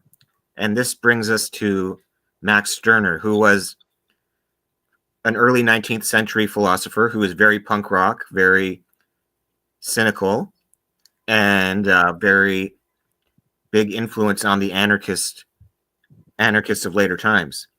And his main critique and his main claim to fame is a book called The Unique and Its Property. Now, the older translation is called The Ego and Its Own, but this new translation is far better, and it's called The Unique and Its Property. His philosophy is called egoism, but this brings to mind Freudian views of the ego, and this is all much older than that. So the actual translation for ego is more properly the unique, and brings us back to what I was saying, that we each have our quintessence. Our individual soul is a portion of chaos, is very compatible with Max Stirner. And his claim to fame is this book which critiques both capitalism and communism because they are too Christian. That's his main critique of them, is they're too Christian. Both communism and capitalism are predicated on all these Christian preconceptions. The idea that there is a universal human nature, a universal human nature, and that, so as he explains, a liberal or a capitalist may be in favor of democracy, but that's only because they want to spread it to humanity, in quotes. But this definition of humanity is totally arbitrary and based on the nomos, based on this assumed objectivity as to human nature, which nobody really has. So they've created this cultural construct called humanity, and if you're a human, then you get to vote. But if you're not a human, which apparently includes women and, say, black people in the United, whatever. So the so-called democracies are very authoritarian in many ways, and dehumanize anybody who's not part of their community. So, and these days we could say, Muslims are dehumanized by, or whatever, or pagans are dehumanized. So, or native people, or certainly indigenous people everywhere are dehumanized. So, as animals, very explicitly. So, this is all. So, a lot depends on what your definition of human is, according to Max Stirner. And as we're not capable of total objectivity or total rationality, and we're denying that we're animals, these Christian ideologies of capitalism and communism are bound to destroy themselves And in truth, capitalism really does come out of Christian morality, the idea of paying your taxes to Caesar, paying your debts, being a good slave for your master. All of this is very Being blessed by God, right? Like we have all of this Protestant work ethic, and then we also have the whole Christian, the a lot of people make fun of this, but it comes out of Christian philosophy, right? We have those prosperity gospel theologians who say that I am the most blessed by God. God wants me to have two jumbo jets, right? Donald Trump is king because, like it's this self referential thing. The more famous, the more powerful you are, the more deserving of power and fame you are. It's Can I so pause you weird. real quick? Because when I was doing the presentation, I was like, after Antifa, it was supposed to be no kings. Yeah, love it. right. So both communism and capitalism want their kings, they want their oligarchy, and because they're authoritarian, and that authoritarianism comes out of dualism and the assumption that they're objective and purely rational. So, like that, they're just born that way. Whereas the pagans taught that rationality is a skill you have to learn through the practice of virtues, which are subjective, that you have to understand yourself by coming to the mean between extremes. So, as Max Stirner points out, capitalism and communism are based on Christianity, and he wants to return to paganism because even though if he's not in favor of worshiping the gods necessarily, he's actually a magician. He's much more of a magician, but he's not talking about it openly. He's very aware of pre-Socratic philosophy, though, and This is such a feature of that Germanic Plato in a tradition. way too, because Christianity is so influenced by Platonism. He also Yeah. wants to avoid that, but his argument is, well, we know nature is real. That is not a cultural construct, and so we should act in accordance with nature and try to understand nature and live naturally as individuals. And the thing is, and a lot of anarchists even fail to understand this because there can be dualists. But if you're forcing people to join your commune, then you're not a free person. Okay, No. you can't force people to join your commune. That's communism, and so, or that's Marxism. So Max Stirner anticipated a lot of the problems of Marxism, and he actually knew Marx and Friedrich Engels personally, and they were students together of Hegel, who's famous for his Hegelian dialectic, which helped to inspire the dialectic materialism of Marxism, but also didn't help inspire Max Stirner, who is the antithesis of socialism in a lot of ways. So, but also of capitalism. We should talk a little bit because this Germanic kind of thread that begins with Hegel is so important to a lot of this anarchistic thought and a lot of this rejection of Christianity and return to pagan roots or to humanistic sort of Renaissance idealism, right? We see the same thread in Nietzsche. Nietzsche says very similar things, right? Christianity is a slave religion. We must reject both Christianity and Judaism and their morals because they seek to reduce us into and reject our own authority over our own individual will. We see the same thread also in Ludwig Klages and the Magic Circle pagans, that whole revival of paganism before it becomes undermined and made vile by Nazism was founded on this, right? Right. And Hegel himself was heavily influenced by Hermeticism and alchemy. His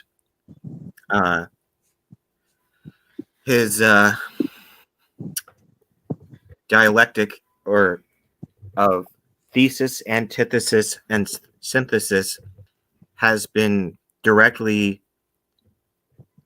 inspired by the three alchemical principles of sulfur, salt, and quicksilver. Or depending on the alchemical school, the synthesis might be the salt in the Paracelsian view of things, but more generally, the synthesis is the salt.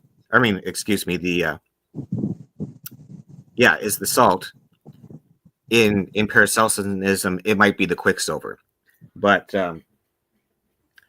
so anyway, there is a whole book about the Hermeticism of Hegel, and you can find that. But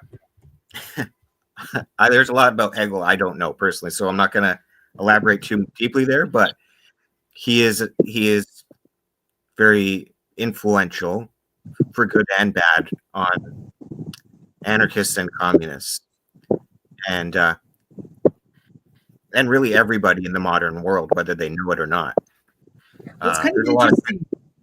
You know, at this kind of moment with a lot of this Germanic philosophy, whether with the rise of communism, but also the rise of Hegel and Heidegger, we sort of get, you know, both we get three modes kind of arising at this singular moment, at this singular place in time. You have the birth of fascism, you have the birth of anarchism, and the birth of communism. Now, it's not that these tendencies didn't exist before, but they are codified and solidified in this moment with these philosophical giants. It's kind of wild. They have a term. They get a term. They get a movement. You get an anti-movement for each one: anti-fascist, anti-communist, Nazi. Well, all of these things, well, you know, like the fascists kind of, you know, they're not taking a pure philosophical approach. And I wouldn't say that even the more conservative of these philosophical pagan-minded thinkers like Heidegger and Klages, I wouldn't call them full-on, you know, Nazis, but they definitely have this far-right tendency, and they're definitely in this conservatism, which is, you know, on the other pole to someone like Max Stirner, and like Engels or Levi, right? So at this time, I'll interrupt you guys. I'm going to take off. I want to say ciao to y'all, and I was had so much fun today hanging out with Rich.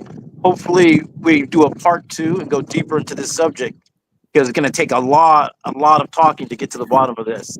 Yeah, we didn't even get to a lot of stuff I wanted to talk about, but this is just an endless topic. Once you understand this threat of freedom versus dualistic authoritarianism, you're going to see this throughout history and all over the world. There are examples of these people with anarchist tendencies who have so much to teach us, and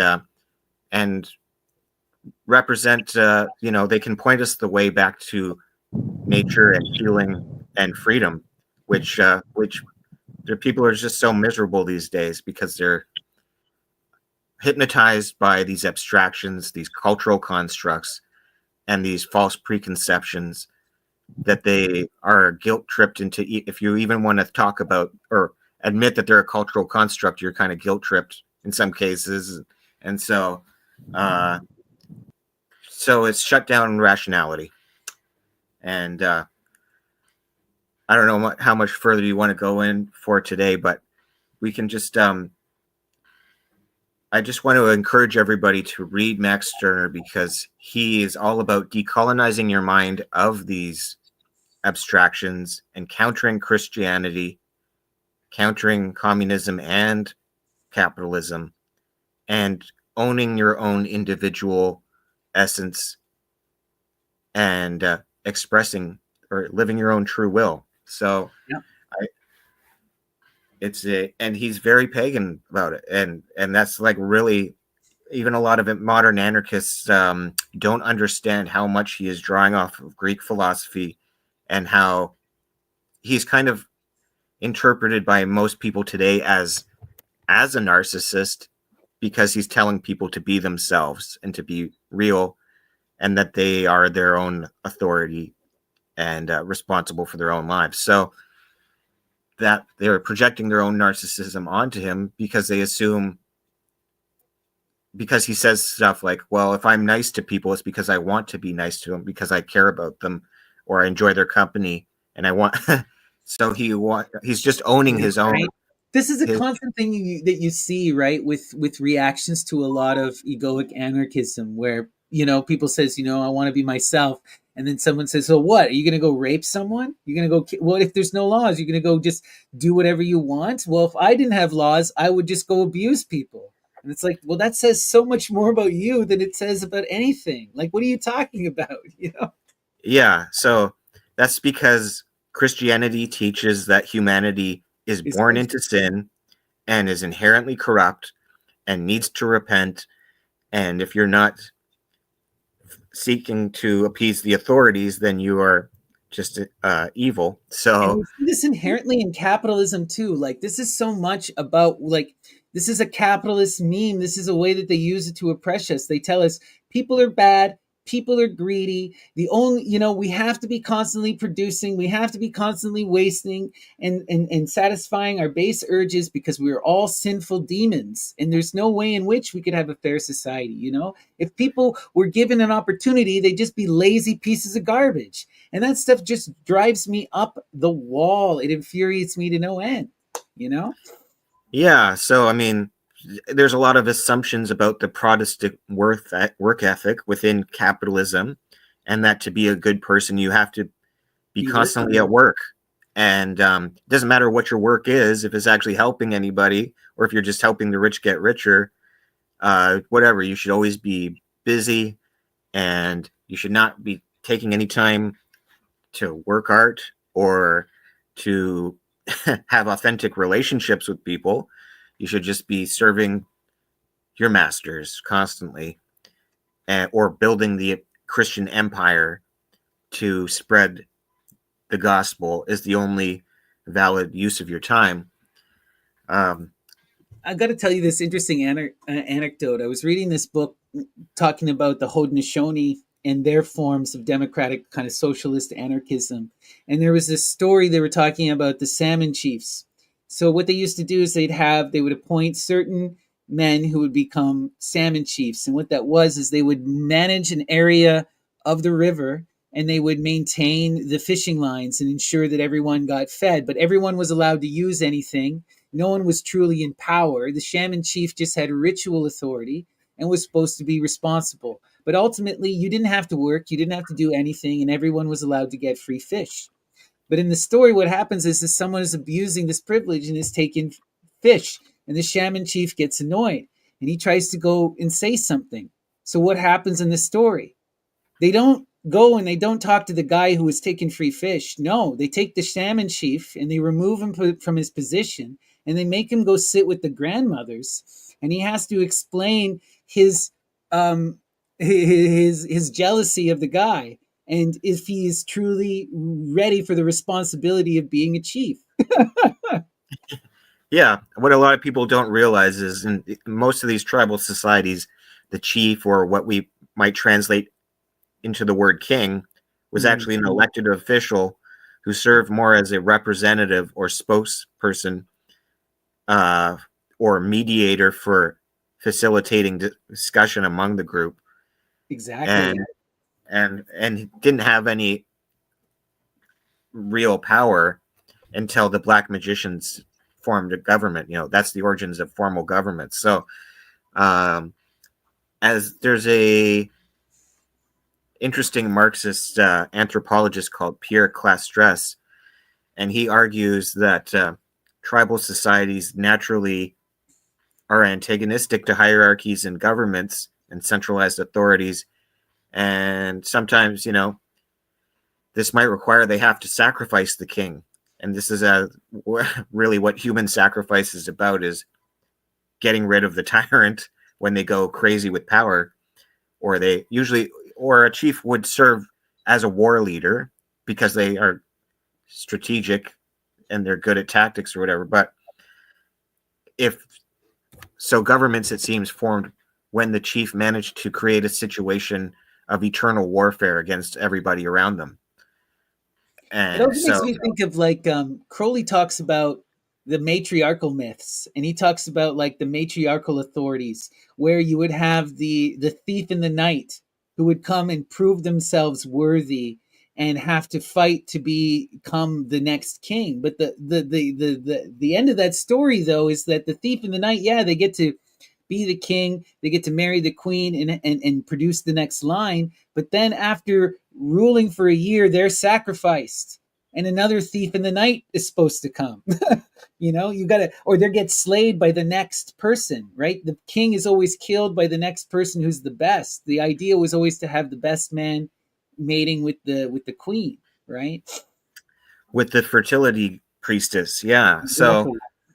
and she would often get to choose, among those two. Like, it was very much more consensus based. So, but Yes. through these black magicians, government formed essentially as a protection racket among gangsters trying to protect these people or whatever. So they demand tribute to pay for the military.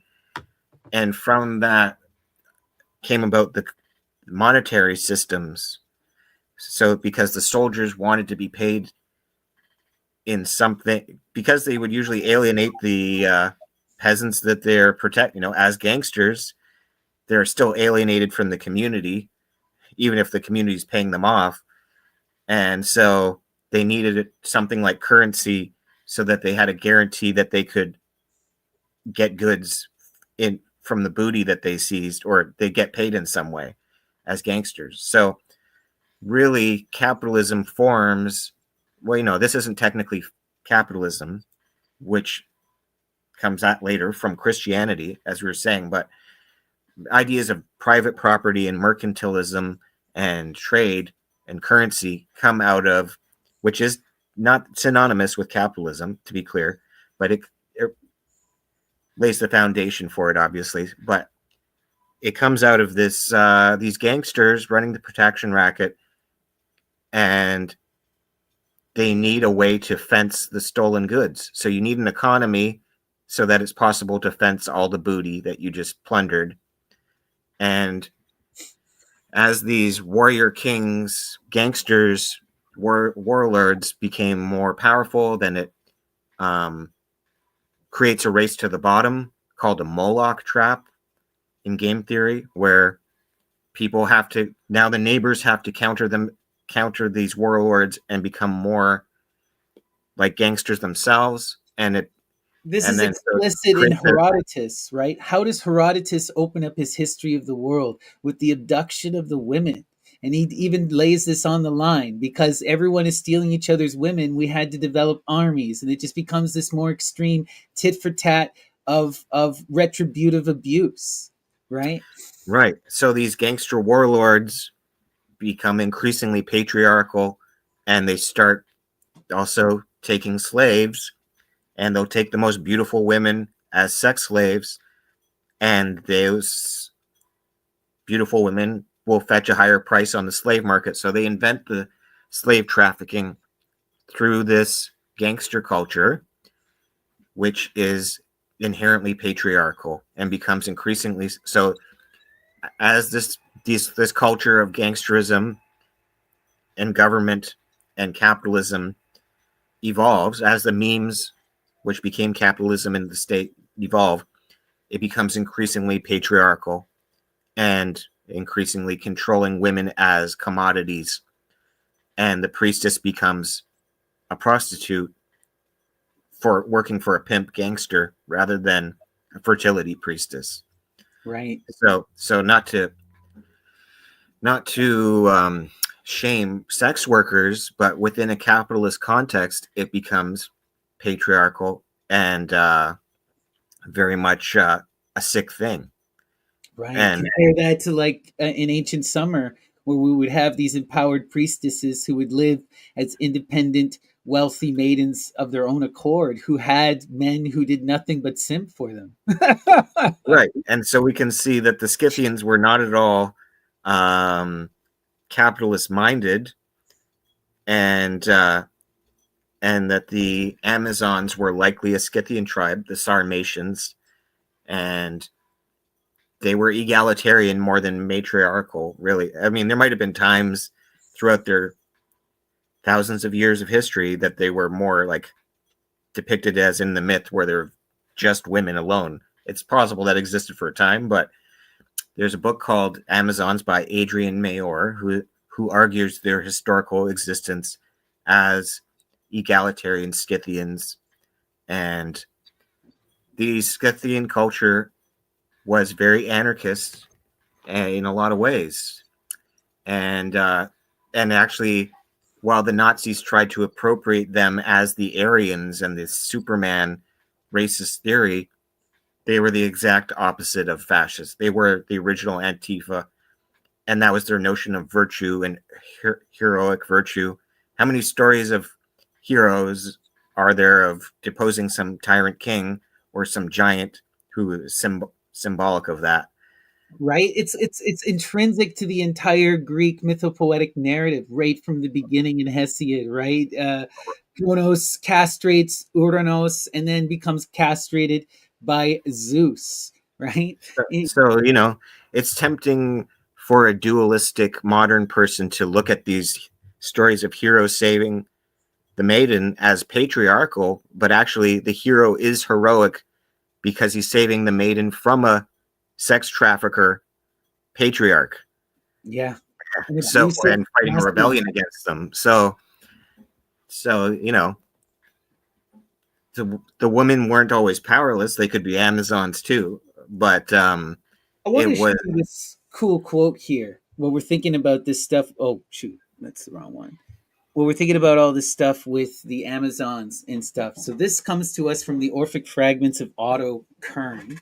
And this particular fragment was preserved in a Byzantium text. But anyway, it says, consequent upon the freedom comes the other freedom of disobedience to rulers, and then the attempt to escape the control and exhortation of father, mother, elders, and when near the end, the control of the laws also. And at the very end, there is the contempt of oaths and pledges, and no regard at all for the gods. Herein they exhibit imitate the old Titanic nature, and come to the same point as the Titans when they rebelled against God, leading a life of endless evils. So this is really important because the Titanomachy is such a wild event within the Greek literature that leads to the confusion of languages in multiple cultures. But the Titans were a former authority, a chthonic authority, often depicted with matriarchal gods and more, of a different order. And we're seeing them framed as the anarchists, as the lawless ones. And, this kind of vilification kind of begins here, I think. Well, I mean, there's a lot of ways you can interpret this. I have found reason to believe that, actually, the Titans do represent this capitalistic authoritarian patriarchy, like Cronus was patriarchal, and that the Order of Jupiter does rebel against them to save women to a degree. Yeah. Proclus Well, argues that saves Zeus, right? Because it's Rhea and it's Adrastea and the other nymphs, right? It's all these powerful women that protect Zeus. So what you got to understand is the Titans imprisoned Dionysus and tore him to bits. Right. But we are both the Titans and Dionysus mixed together. After Zeus fried them with lightning bolts, their ashes were mixed with Dionysus' blood. So we are the non-dual bridge between both. Yeah. So Orphism is monist in that way. But as Proclus explains at length, the Titans actually represent dualistic consciousness, the duad.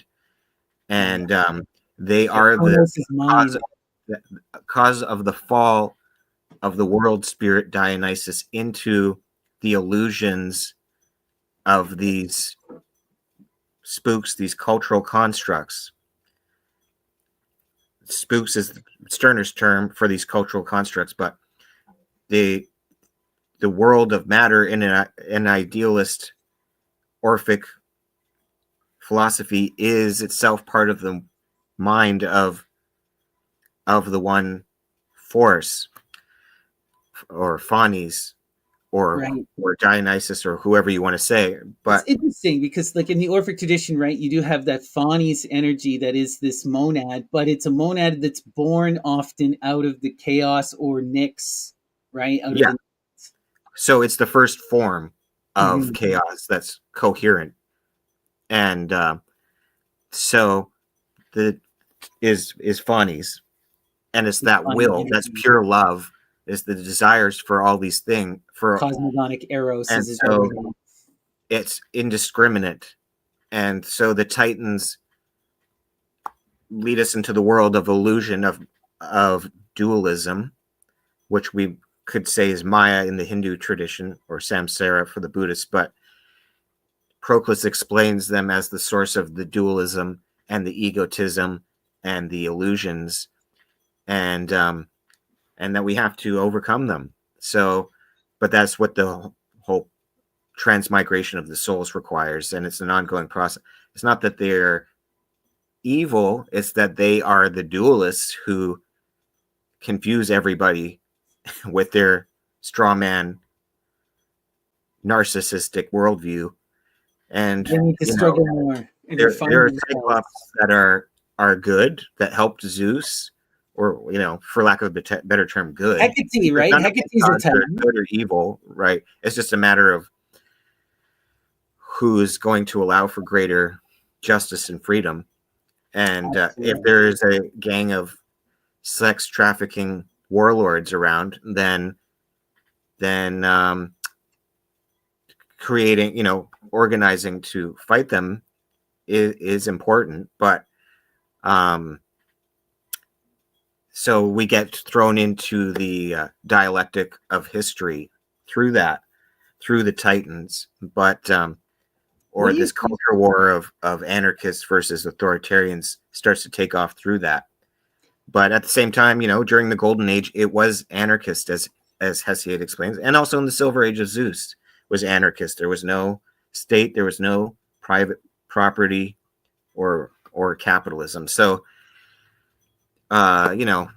we can get into the weeds of the mythology and the implications of that, but it was a part of a larger ongoing conversation that continues today in this culture war between anarchist magicians and dualistic authoritarians. I think this really brings up a really important sort of occult magical idea that we see expressed in various traditions and various different nomenclature. But I like to use the term lifting the veil of Isis, right? Recognizing the prison of the Gnostics, right? Or this understanding that we are bound, as you're putting up, by all of these spooks. Or as Plato talks about, right? We're recognizing that we are being fed this image, a protracted image on a screen, rather than the true reality of nature. And that we need to come back to a more primal, humanistic form of animalistic thinking, one that is not built upon the dead weight of metaphor and culture and false idols, right?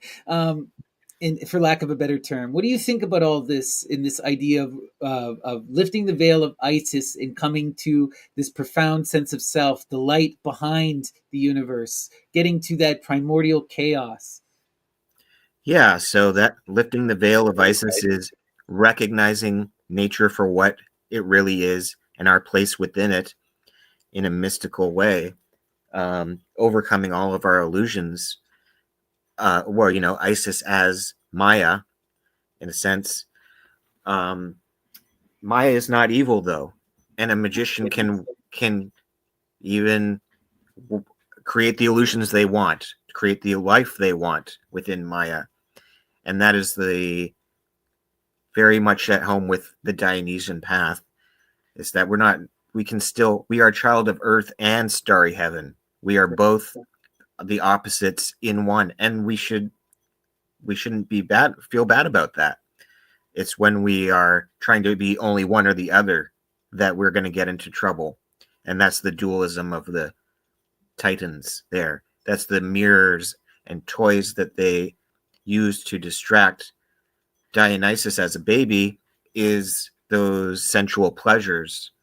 Well, this is also wild, right? It's also that horrible love magic, because it's the Yunks, right? The same curse that they cast upon Medea that calls her to be obsessed with Jason and causes that whole tragedy, right? Which is this nymph that has been strapped to the wheel. It relates to the star there, the swastika, but it's this whole terrible freaking thing about torturing a diamond, But to just as the black magicians can co-opt anarchist cultures, anarchist magicians can shed new context on even authoritarian cultures, like say Plato was not an anarchist at all, but No. at the same time, his he has some valid critiques of democracy, and his allegory of the cave, Plato's cave, is very easy to use in an anarchist context in a lot of ways, or his idea of ideals and eidolons. Okay, so we don't see reality as it is in a metaphysical way.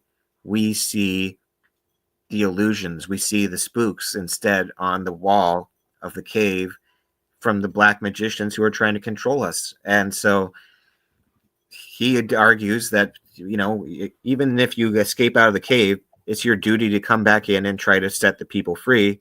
And they're going to be mad at you for spoiling their puppet show. They are. But it's still worth it in the end, because it's love, because love is worth it. And we're all one anyway. So it's so no one is free until everyone is free. It's Arjuna energy, right? You have to fight against your cousins. You have to bring them into line, even though it's the worst possible thing. Sometimes that's just your dharma in the moment. Well, it's not loving to let black magician gangsters rule the world. No, it isn't, right? It's not loving to let women be taken as slaves, or exactly. Or so, yes, struggle is necessary, and self-defense is necessary in many cases. So nobody wants that, but that is the history we are born into. And so we have to exercise the spooks in order to heal the intergenerational trauma cycles and dispel the illusions. And some people are going to be better at doing that in a pacifist way or an intellectual way, as we're trying to do here. And but when fascists seize power and are taking your women, or taking women in general, or denying the rights of people to be individuals, LGBTQ, etc., people have a right to defend themselves. And so as soon as so it's difficult to do that without feeding into the Moloch trap or escalating the situation, the culture war. And well, this is an important thing that we also have to recognize, right? Like you bring up the Moloch trap and the culture war. We can also talk about the Dionysian and the Apollonian, right? The pursuit of refinement. Ultimately, the sad part of the story of Zeus is that while Zeus begins as the savior of women, he ends as the abuser of women, and he must be brought down and destroyed, as the prophecies tell us, right? He will eventually be remade as Athena, right? And you always have to keep in mind, really, the main driver behind all these revolutions is Gaia herself. Yeah. Who is Rhea, and Rhea is a form of that. And she did more to start the conspiracy than Zeus did, who was just a baby. So the women were always driving the revolution, and because they wanted to be free, obviously. So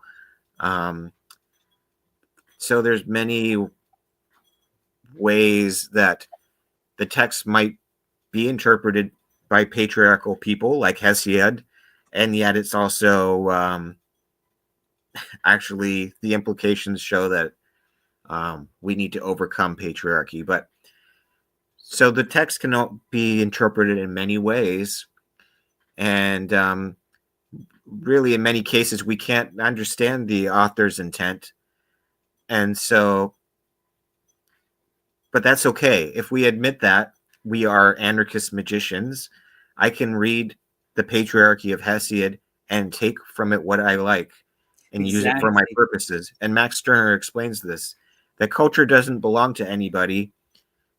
It's inevitable that we're going to copy and learn from each other. So it only becomes a problem when we think that culture becomes private property or objective, and we need gatekeeper authoritarians. Such a good point, because there is, okay, you cannot exist within life without interpolation. Yeah. We're all building upon each other. We're all standing on the shoulders of giants, right? Yeah. There's so much interconnections in all of this. We're constantly engaged in the cycle of communication and refinement. Our individuality, right? We even see this in the magical tradition. What is the lover's card all about? We have to see ourselves reflected in the other, in nature. In order to truly know yourself, you must love and incorporate the world, because we're all fundamentally one and separate, and both have to be affirmed. So much about being yourself is about recognizing the freedom, the ability to play, the audacity to try, to experiment. The universe is our plaything, and we can engage in this power of personal gnosis. The thing is, just don't lie about the sources. But if you're inspired, if you take something and it's meaningful to you, then it's meaningful for you, right? Yeah, exactly. So as Stirner explains, there's private property is itself a spook. It's an illusion. So I'm going to take what I want and use it for my purposes, just as I hope you will take what you want and use for your purposes. And that's only natural. And if you own it and you're doing that consciously, then it's not going to be a problem. But if you think you were born a gatekeeper on this, or that you own it, you own these texts totally, and you're the authority, and everybody else must conform to you, then you're going to be a Christian. And Yeah. so This is another profound thing within the pagan, at least within the Hellenistic tradition, especially within the Muse poetic tradition, is this idea that all of understanding comes from memory, and all understanding is cyclical and has already happened, that time is an illusion, that we're existing in a profound now, and that we're not so much creating anything as just being. right, and we're not learning anything, we're remembering it from the collective Exactly. unconscious, is what Plato called anamnesis. Though I don't think that Plato invented it. It's probably an Orphic doctrine, as we see about the souls drinking from the river of memory Yep. when they achieve their apotheosis. They remember their divine self. They remember they are Dionysus, And who they is can a go on to the hermaphrodite too. Elysian So fields, right? They remember the gold Orphic. What is it? It's the Orphic golden tablets thing. I am a child of earth and starry heaven, right? right, yeah. So that's the trick. Also, since we're all in the group dream, the trick is to remember you're dreaming, and then you can become lucid. You can work magic. You can control Maya rather than be controlled by it. So there will always be those people who want to be unconscious dreamers and suck you into their nightmare because they're controlled by fear and they're in denial. They want to believe they're not dreaming because it creates the illusion of stability and This is really consistency. insidious too. In modernity, this is so insidious because so much of capitalism is about what? Either turning you either into a producer or into a consumer. To do what? To take away your time, to distract you. The most empowered thing that you can do in life is concentrate, to focus your will, and to declare and to and control your time. And all of capitalism is trying to do what? Distract you, debase you, and to take away your very time. Yeah, as Robert Anton Wilson pointed out, the Irish say that the British invented clocks in order to enslave people. And this is so true of capitalism, which depends on wage labor, hourly rates, and is not at all how a lot of pagans thought. Like Aristotle argued against the ideas which later formed capitalism, like wage labor, like usury, and um, so or the idea that you should use money to make more money. He thought the purpose of money is as a medium of exchange, And so to use it for another purpose, like to make more money, is insane, or it's going to lead to this bottomless pit of desire and growth for the sake of growth. It becomes an obsession. And it takes over people's brains very literally through neuroplasticity. So memes can infect brains and create obsessive compulsive disorder. Or, we all have our addictions, which we use to cope with the stress of this capitalist society that we live in. And so long as you are doing that compulsively and unconsciously, you will be controlled by your addictions. And memes and objectivism and dualism are addictions that create the illusion of stability, or that we're not in chaos. And That's so, such a good point. yeah. So go ahead. Sorry, finish what you're saying, sir. So, again, to highlight the difference between a magician and a religious person, as we read from Lewis Carroll, I believe it's Through the Looking Glass, as Humpty Dumpty says, when I use a word, it means precisely what I want it to, neither more, no less. It is simply a matter of who is the master and who is the slave. So, end quote. So, if you aren't a magician and owning your spooks, if you aren't owning your words and realizing that you are defining them as an individual, most people do not look up the definitions of every word from an authoritative dictionary. They're running on the context of their popular culture, the idiom they were born into. So if you're not owning your words and defining your symbols yourself, you are being defined by them. And so that's, and same also, if you're not owning the fact that you're in the dream, you are going to be acting out the dream unconsciously and controlled by the dream. This is one of the hardest things about the whole anarchist philosophy, I feel, for most people, because so many of us, I always think about this. My dad told me as a very young person, he said that there were three types of people in reality: those who look at the world and face it head on, those who look at the world and are terrified and stick their head in the sand, those who look at the other two and recognize that they can exploit the one with their head in the sand. But it's so freaking true, though. But what I'm trying to get at is, like, we have to be willing to face the absurdity of life. We have to be willing to admit our limitations, face our spooks, and then try to be our best self, to struggle and to know and to go out in fear. Right? All of this lying and hypocrisy and ridiculous greed comes out of all of these attempts to not face reality, not shine our light, to hide from that Apollonian energy. Yeah. So, I mean, these will be ongoing topics that we discuss, but we're not just pulling this out of nowhere. There are texts which say a lot of this stuff very explicitly.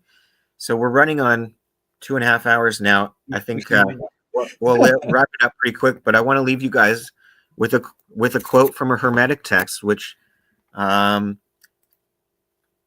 lays it out very clearly about nomos, which is translated as the word law or custom usually. So the following quote is Oxford Hermetica 3, translated by David Litwa in the book Hermetica 2.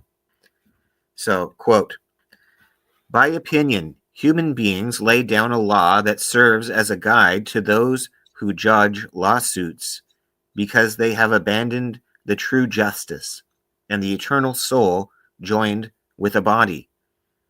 They accuse each other and are accused, practicing mutual hatred rather than mutual affection, hatred of humanity rather than human kindness, ignorance instead of knowledge.